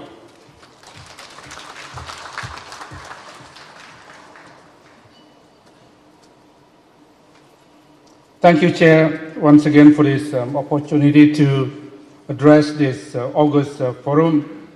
Excellencies, distinguished guests, dear colleague friends, and ladies and gentlemen. To begin with, let me bring you to a book. The title is The Guns of August, published in 1962. The book offers an orchestration of the diplomatic and military history of the crucial first week of World War I. The book is an examination of how war breaks out and the causes of international conflicts, and teaches us about the importance of decision-making and leadership. That miscalculation in military planning could result into catastrophic conflicts. The book saved the world from nuclear war. How we observe global security governance. It is said that, I quote, "Security is one of the most contested concepts in the study of international relations," end of the quotation. It is equal to oxygen. We become aware of it only when it is absent. There has been a major shift and transformations in the narratives of the global security governance over the past 2 decades, as the current security challenges are not static. The transformations include the goals of international actors as well as the means and mechanism of security governance. This shift takes the concepts of security governance out of the traditional consensus. Global governance also incorporates the emergence of transnational issues, principles of non-discrimination on the basis of gender and the promotion of equality are currently high focus for many countries. This includes greater involvement of women in security and peace building as well as in conflict resolutions. Global security is also considered as a public good that states and non-state actors seek to provide by acting in response to global threats. And the current concept of security governance determines that states are no longer the single most important source of threat to the international security. It is also viewed that, I quote, global security governance is identified as a global system of collective security backed by international interactions and coherent guidance in response to breaches in international security. Then the question raised whether the United Nations remain at the center of the debates on security governance. The true challenge of security governance in the future is to achieve the right balance between the United Nations and those other security relevance processes and actors. The diplomatic breakthrough made by China in March 2023 in brokering an agreement between Iran and Saudi Arabia is a valuable contribution to the applications of the global governance system. Let me touch a bit now upon the ASEAN and security governance. The regions of Southeast Asia has been characterized by interactions of regional players and foreign powers. During the Cold War era, the region became the playground of major powers that had the potential to threat the security in the region. However, in the past decades, ASEAN has been an indispensable factor in contributing to peace and stability, and ASEAN also has initiated various platforms for dialogue in a larger atmosphere to address measures of preventive diplomacy that includes confidence-building efforts, norms building, and enhancing channels of communications. ASEAN has made a remarkable achievement since the establishment in 1967, 50 years ago. It was possible due to ASEAN leaders' visions to uphold consistently ASEAN's outward-looking and balanced policy. ASEAN has evolved from an association to a regional organization focusing on building of a community of shared values and norms. This was due to several factors, including the need to intensify political cooperation, strengthen peace and security in the region, and the need to narrow the development gaps, as well as enhancing economic competitiveness of individual member states. We are all aware that building and maintaining a peaceful and prosperous community is not without its challenges. Security challenges posed by old issues such as unresolved border issues and territorial disputes persist. As peace commonly known as the antonym of war, traditional peace is defined as a condition where there is an absence of conflicts or other forms of violence. However, with the development of geopolitical relations, globalization, and modernization, it could be argued that the absence of war or conflict does not necessarily equate to peaceful conditions. Excellencies, distinguished delegates, the emergence of non-traditional security challenges is currently becomes major global drivers. We have observed that new emerging non-traditional security threats have been on the rise in the past few years and should be anticipated and should not be taken for granted. The presence of non-traditional security issues such as intolerance, radicalism, extremism, climate security, irregular migrations, transnational threat crisis, transnational crimes, and other issues may also be considered disturbing factors to sustainable peace. Such non-traditional security challenges have affected all of the major aspects of life, from humanitarian to economic stability. And such challenges have undoubtedly encouraged the international community to adapt and work together closely and collectively. First, climate-related security risk. Climate security is a cross-sectoral issue. Therefore, a multi-sectoral approach to tackle this challenge is needed. As observed, interlinkage between climate change and security to peace and conflict has not been acted upon enough, despite the severe economic and social consequences caused by climate change, as we discussed also in this forum. Climate change not only has the potential of altering physical spaces, but it could potentially affect the political landscapes that may exacerbate existing conflict situations by creating complex emergencies. Second, preventing and countering radicalism and violent extremism. Our region has certainly not been immune and has had its fair share of experience to threats of radicalism, violent extremism, and terrorism. We acknowledge that the social media has been used to spread messages of hate and fear, causing unrest and distrust. For this reason, information and communication technology should be harnessed to support efforts in peacemaking and peace building, as contrary to using it as a force to create dissent. Third, post-conflict and reconciliations. Establishing reconciliation in a post-conflict society is not easy, certainly. It requires many intersecting factors and a lot of sensitive handling of past infringement of rights.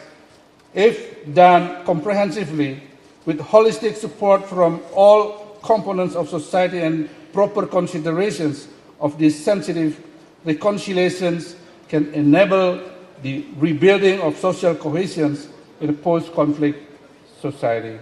And ASEAN member states have taken some best practices of preventing, mediating, and resolving conflicts in the past. This is also true specifically for the post-conflict reintegrations, reconciliation, and peace building. Fourth, on cybersecurity. Digital technologies are opening up unprecedented opportunities to accelerate growth and improve efficiency. But on the other hand, digitalization also provides threats and new challenges for cybersecurity, as many countries lack a strategic mindset and policy preparedness over cybersecurity. Now, moving beyond words. First, women, peace, and security. Gender dynamics provide unique opportunities and challenges at the same time for peacemaking and need to be comprehended, analyzed, and used for strategic advantages. Promoting women's effective participation in conflict mediation and addressing their specific needs in peacemaking efforts is a high focus currently for many countries. Second, youth, peace, and security. We believe that we are forging ahead together in the right focus by urging the involvement of youth as agents of social change and peace. The positioning of youth in our society has a bearing on their leadership potentials and their future roles in peace building. As we are witnessing that today's generations of youth is the largest demographic group, it sheds light on how peace and security are interconnected to the broader agenda of young people's stakes in sustainable development. Third, digitalization and youth participation in peace building. Can digitalization enhance youth participation in peace building? With a volume of internet used by young people, youth are crucial to any initiative for peace building in the digital space. Young people are very much engaged in innovations and creations on online content for peace building. Fourth, mediation and dialogue facilitations. Peace processes is not just about signing a peace agreement. Peace process is complex. Indeed, there is no one-size-fits-all model of peace processes. An inclusive dialogue can create conditions for sustainable peace. Solutions to the conflicts ideally shall be owned by local people and tailored for their needs. Lasting peace takes time and requires coordinated efforts by those who are involved. Fifth, on digital peacemaking. This approach combines real-world conflict analysis with digital futures thinking and paves the ground for alternative visions of the future artificial intelligence, power tools which have been effective in collecting and analyzing large quantities of data, potentially increasing the inclusivity of peace processes. Excellencies, distinguished delegates, as I said previously, there are no quick wins in today's conflict as the nature of conflict is changing, power is shifting, and challenges are multiple. Now, more than ever, and now even than ever before, peace cannot be taken for granted. No consensus what the future will be. Uncertainty increases, no perfect forecast of the future as peace space is shrinking. We are fully aware that peace building is a complex and multidimensional exercise. It utilizes a variety of actors in constructions of culture of peace to replace a structure of violence. Certainly, no black and white solutions. Contexts are varied and different. Therefore, challenges must be converted into opportunities. We share the view that peace cannot be imposed by force. An inclusive dialogue can create conditions for sustainable peace. Certainly, lasting peace takes time and requires coordinated efforts, and it takes two to tango. In closing, Excellencies, ladies and gentlemen, in the words of Johan Galtung, I quote, "By peace we mean the capacity to transform conflict with empathy, without violence, and creativity. It is never-ending process. The secret of change is to focus on our energy, not on fighting the old, but building on the new." That's what Socrates said. We need to strengthen multilateral institutions to promote the initiatives and principles, also to ensure they remain the pillars of the rules-based global order, and to enhance dialogue and global security governance. In this regard, major power, middle power, and small power have responsibilities towards maintaining the rules-based international order.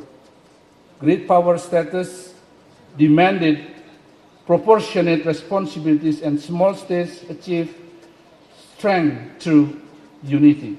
They all should provide pathways to transform comprehensive dynamics to strategic trust to foster peace. They must assume a more global role to guide the international community through the new challenges. The world needs a strong and united global leadership. I thank you, sir.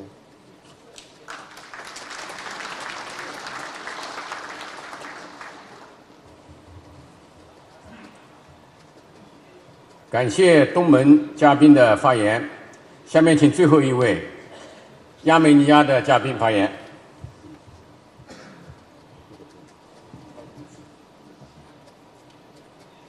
уважаемые дамы и господа, дорогие участники конференции, я должен сказать, что китайские организаторы конференции, конечно, очень постарались, блестящий форум, успешный форум, и темы заданные исключительно актуальны для всех наших стран. Поэтому спасибо большое за приглашение, за возможность выступить перед такой высокой аудиторией. Я сегодня в статусе независимого эксперта армянского был депутатом парламента, был послом Армении в международных организациях, но сегодня я представляю свой аналитический центр. Должен сказать, что я приветствую политику армянского правительства на диверсификацию ее внешней политики, диверсификацию ее оборонной политики. И приветствую то, что в работе конференции этого большого форума блестящего приняли участие также представители и делегация Министерства обороны Армении.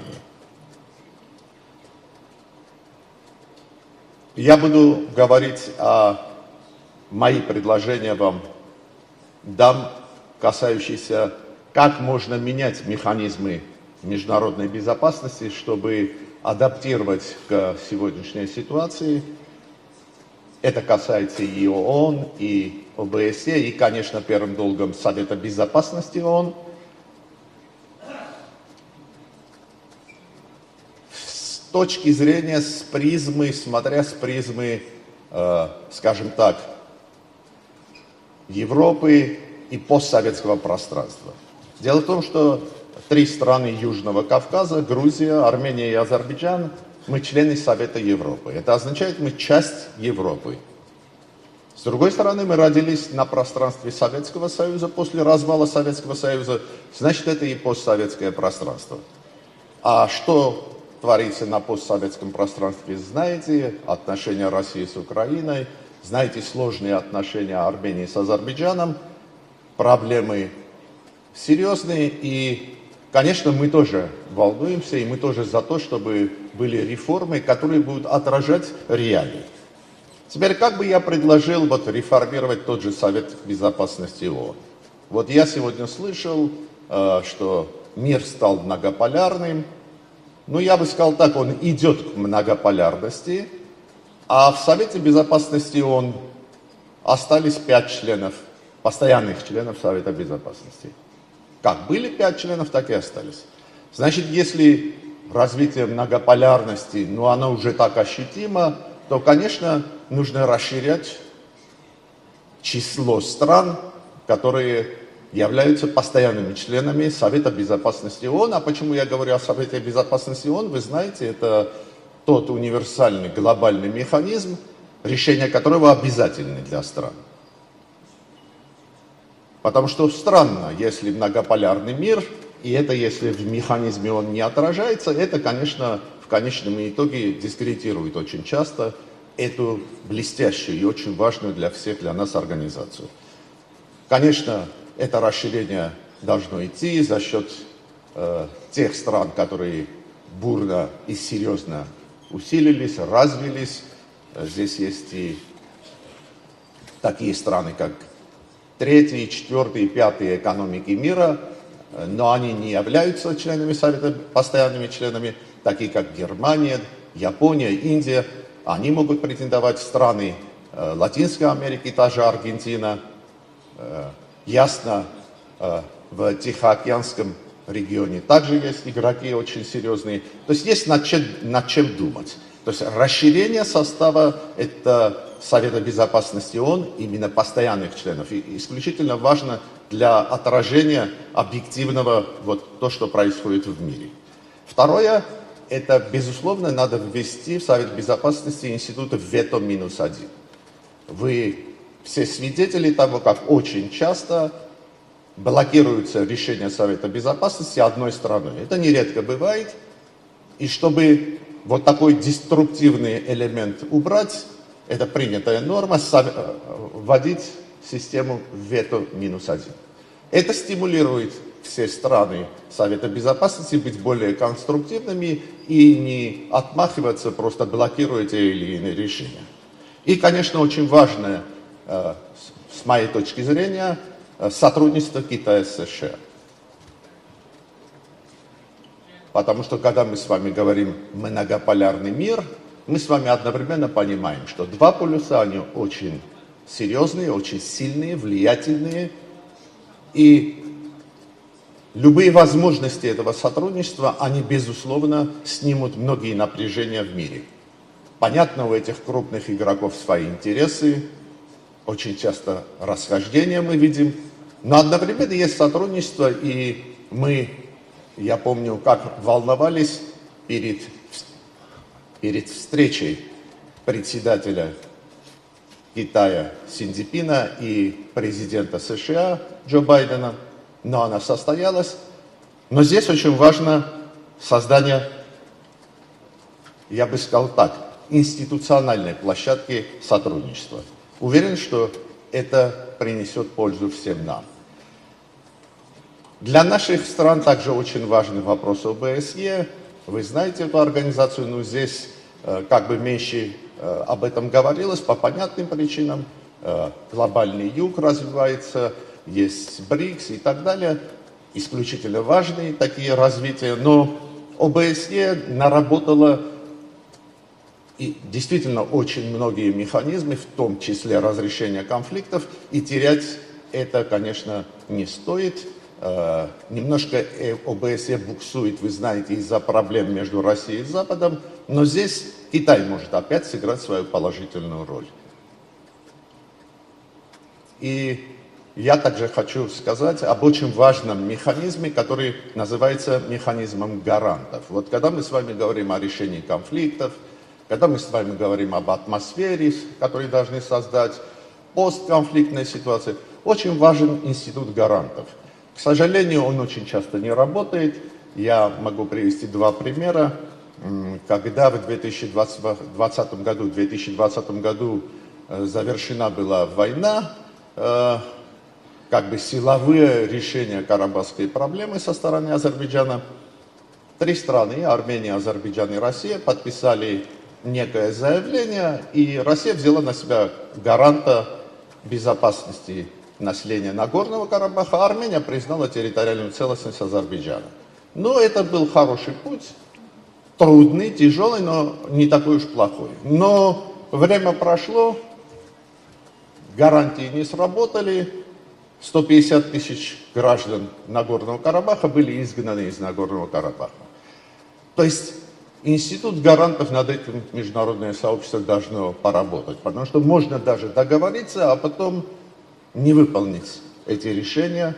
И здесь также роль крупных двух игроков, мировых лидеров, исключительно важна.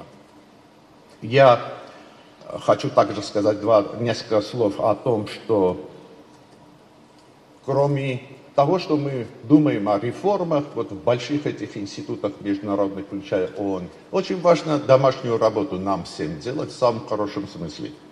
Отказаться от максимализма в переговорах. Мы это очень часто слышим. Вот сейчас идут очень важные переговоры Армении с Азербайджаном. Это важно, мы приветствуем. Но одновременно мы слышим новые предусловия, которые перед нами ставят. Да? То есть надо попытаться отказаться от максимализма. Политическая воля лидеров тоже очень важна, и политических элит.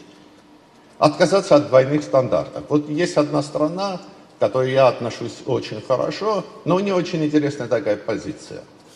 В случае с Нагорным Карабахом эта страна говорит: уважайте территориальную целостность Азербайджана.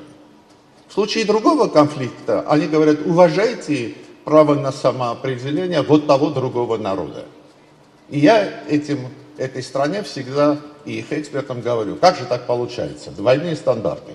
От этого тоже мы должны отходить. И в завершение моего выступления я хочу сказать словами великого философа китайского Конфуция. Да, очень полезно, очень часто великих мудрецов перечитывать. Конфуций сказал: Мудрый человек никогда не делает другому человеку то, что бы он не хотел, чтобы делали бы ему. Это очень важные и мудрые слова, и я хотел бы адаптировать в межгосударственным отношениям. Не надо делать соседнему государству больно, что потом ты бы обижался, когда тебя отвечают. Эти мудрости, они могут нам помочь в нашей деятельности и в нашем стремлении к миру. Спасибо за внимание.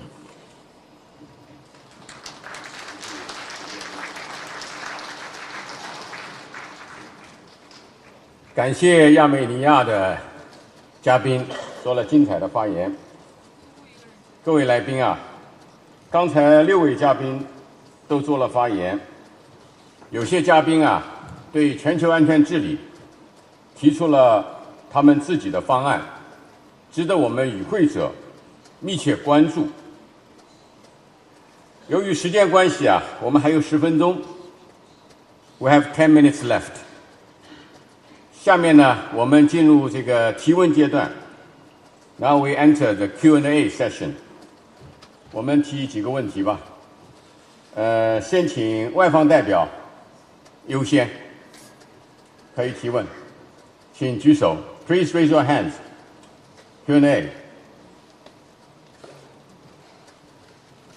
Okay, please.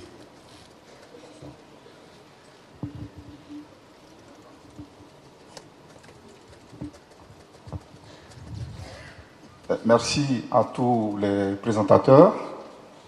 Je m'appelle Jean-Paul Malin, représentant le ministre d'État, ministre de la Défense de Côte d'Ivoire.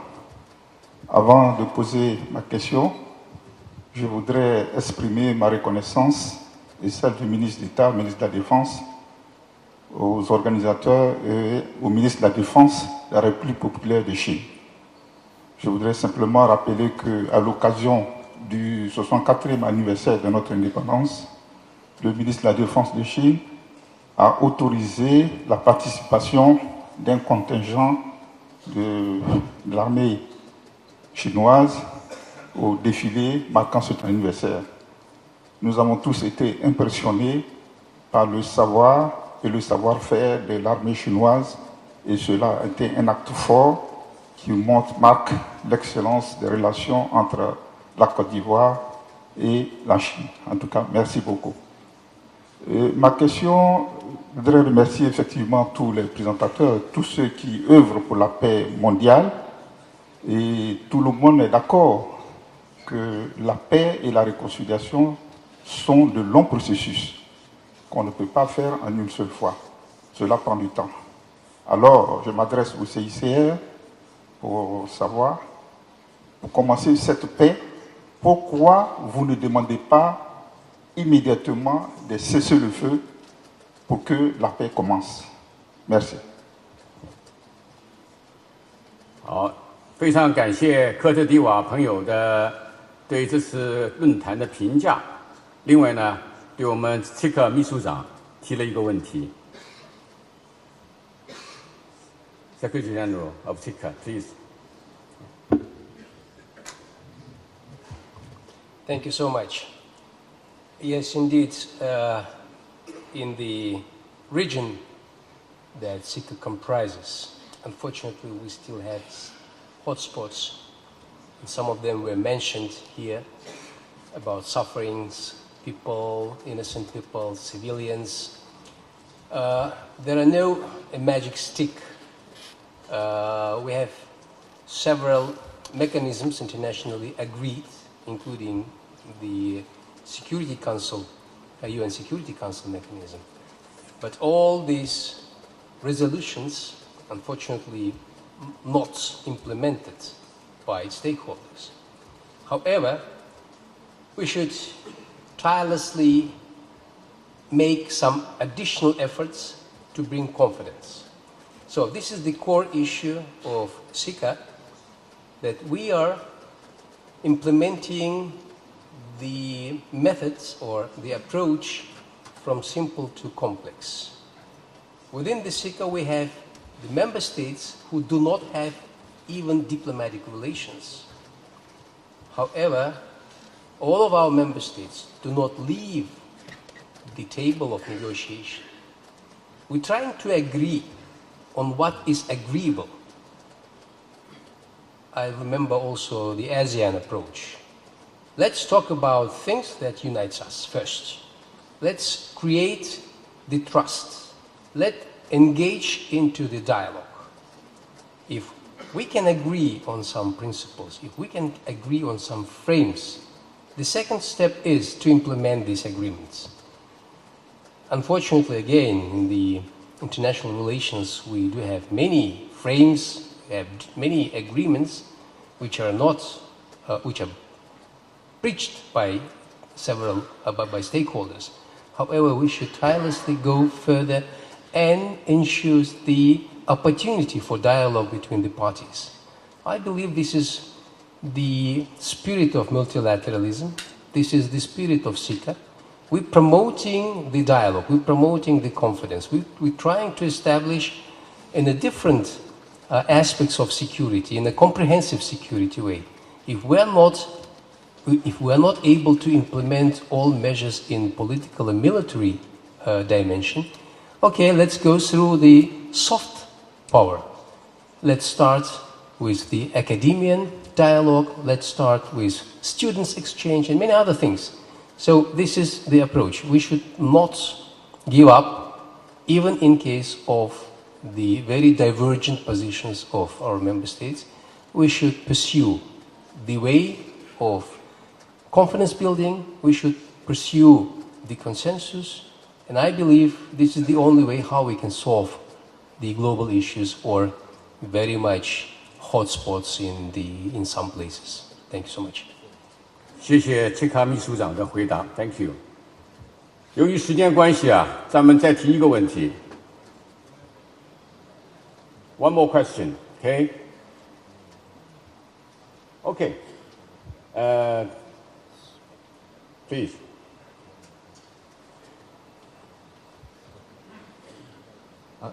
I'm defense attaché of Ukraine to China. So my question to Armenian representative. In our region, there is one country that refuses to read Confucius, at the same time killing Ukrainians every day. At the same time, this country is a permanent member of Security Council. And this country is Russia, obviously. But the voice Ukraine is not the only one where Russia is involved. We know Transnistria, we know Georgia, we know Karabakh and other regions, even Central Asia. So my question is, which reform should be done to eliminate the root of the problem? Thank you.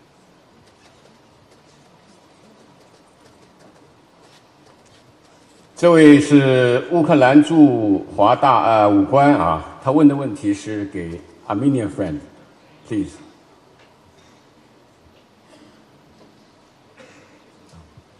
Спасибо за вопрос.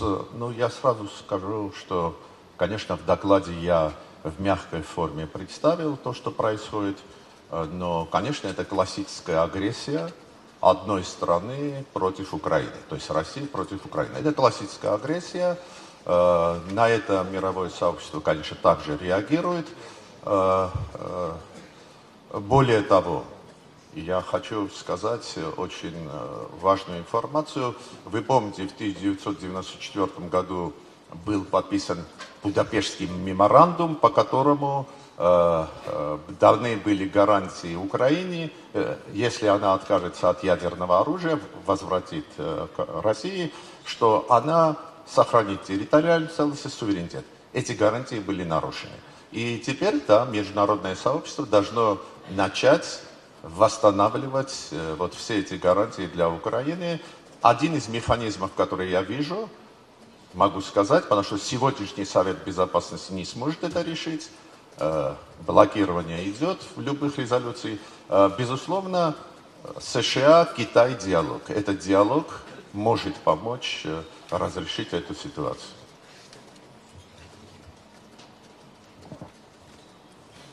好，谢谢这个亚美尼亚嘉宾的回答。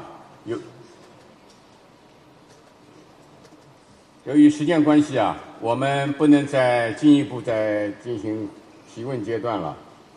这一节啊，我们即将收尾。大家都很清楚啊，中方在乌克兰问题上的立场是非常明确的，那就是劝和促谈，政治解决。我们是这么说的，也是这么做的。中国迄今所做的努力啊，目标就是一个，什么目标呢？就是我们香山论坛的主题“共筑和平”。我们的外交努力并不支持谁，也不偏向谁，我们遵循的是联合国的宪章的宗旨和原则。当前啊，中国在不断的贯彻和实践全球安全倡议方面做出不懈努力，为国际社会树立了榜样。在国际安全事务中，中国始终本着负责任的态度，认真履行自身承担的国际义务和承诺，坚定支持多边主义，积极参与多个国际机制建设，积极开展国际合作，为维护国际和平与安全、维护全球战略稳定做出自己的贡献。中国始终坚定支持联合国在国际事务中的核心作用。中国主张坚持通过对话协商，以和平方式解决国家间的分歧和争端。在地区热点问题上，中国一直致力于劝和促谈，为推动和平解决地区热点问题发挥建设性作用。第4场大会呢，就到这儿结束了，全部4场大会也就结束了。下面呢，请允许我根据组委会的安排致闭幕词。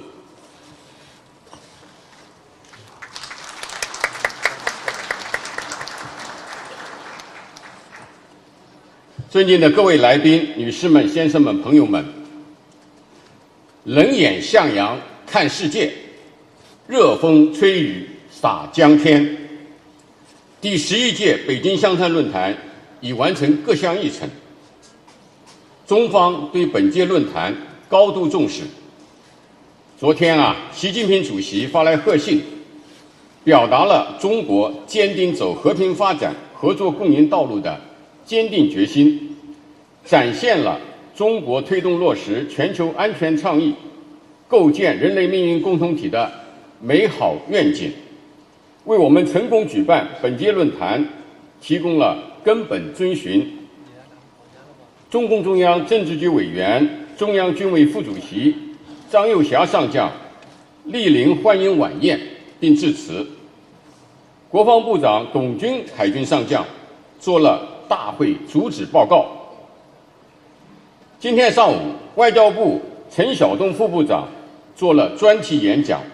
3天时间里啊，各位嘉宾代表如约而至，相聚北京，在坦诚友好的氛围中，紧扣共筑和平、共享未来的主题，各抒己见，畅所欲言，围绕安全合作、地区稳定、国际秩序、和平发展、全球治理等重要议题碰撞观点，集思广益，达到了真心适宜、凝聚共识、促进交流、提升合作的良好效果。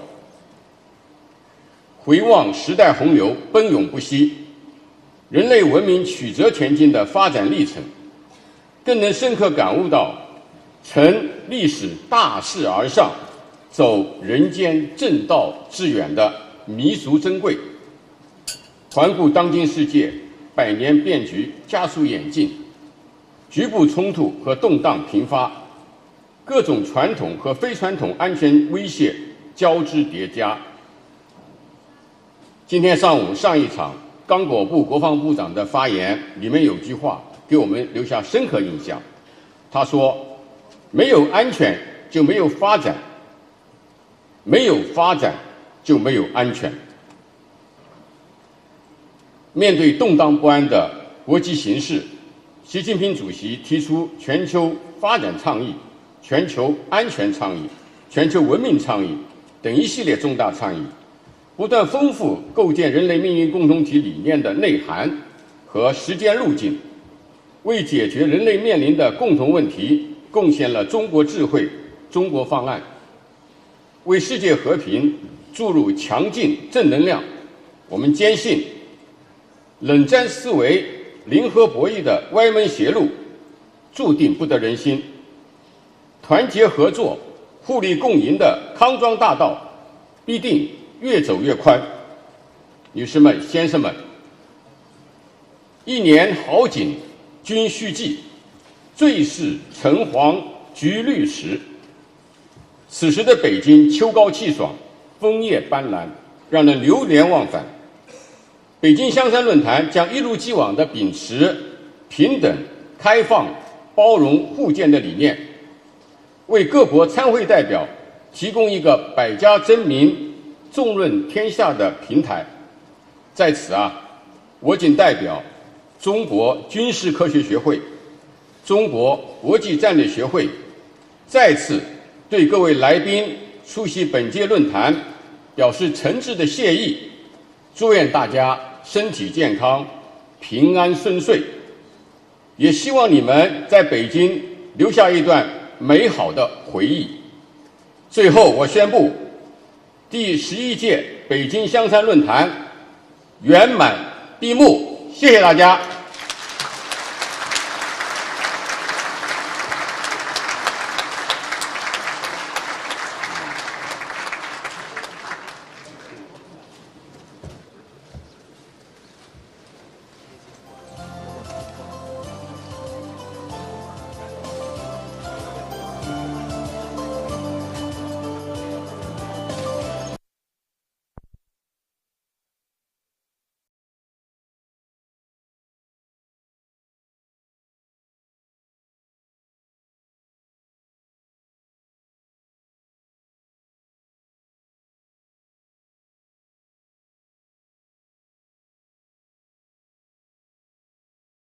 朋友都知道我是很挑剔的，防晒乳我选 KS 皇家呵护抗光清爽高防晒凝露，因为它有媲美蓝光神盾的抓藻植萃，保护我在阳光下延缓肌肤老化，维持青春弹力，可以防御工作环境里的3C 商品各种光源对肌肤的伤害，擦起来清爽不黏腻。我特别喜欢它做到海洋友善。365天，天天抗光抗老化，是我的保养日常。你呢？呵护您，呵护全家人，专属你的 KS Royal Care 抗光清爽高防晒凝露。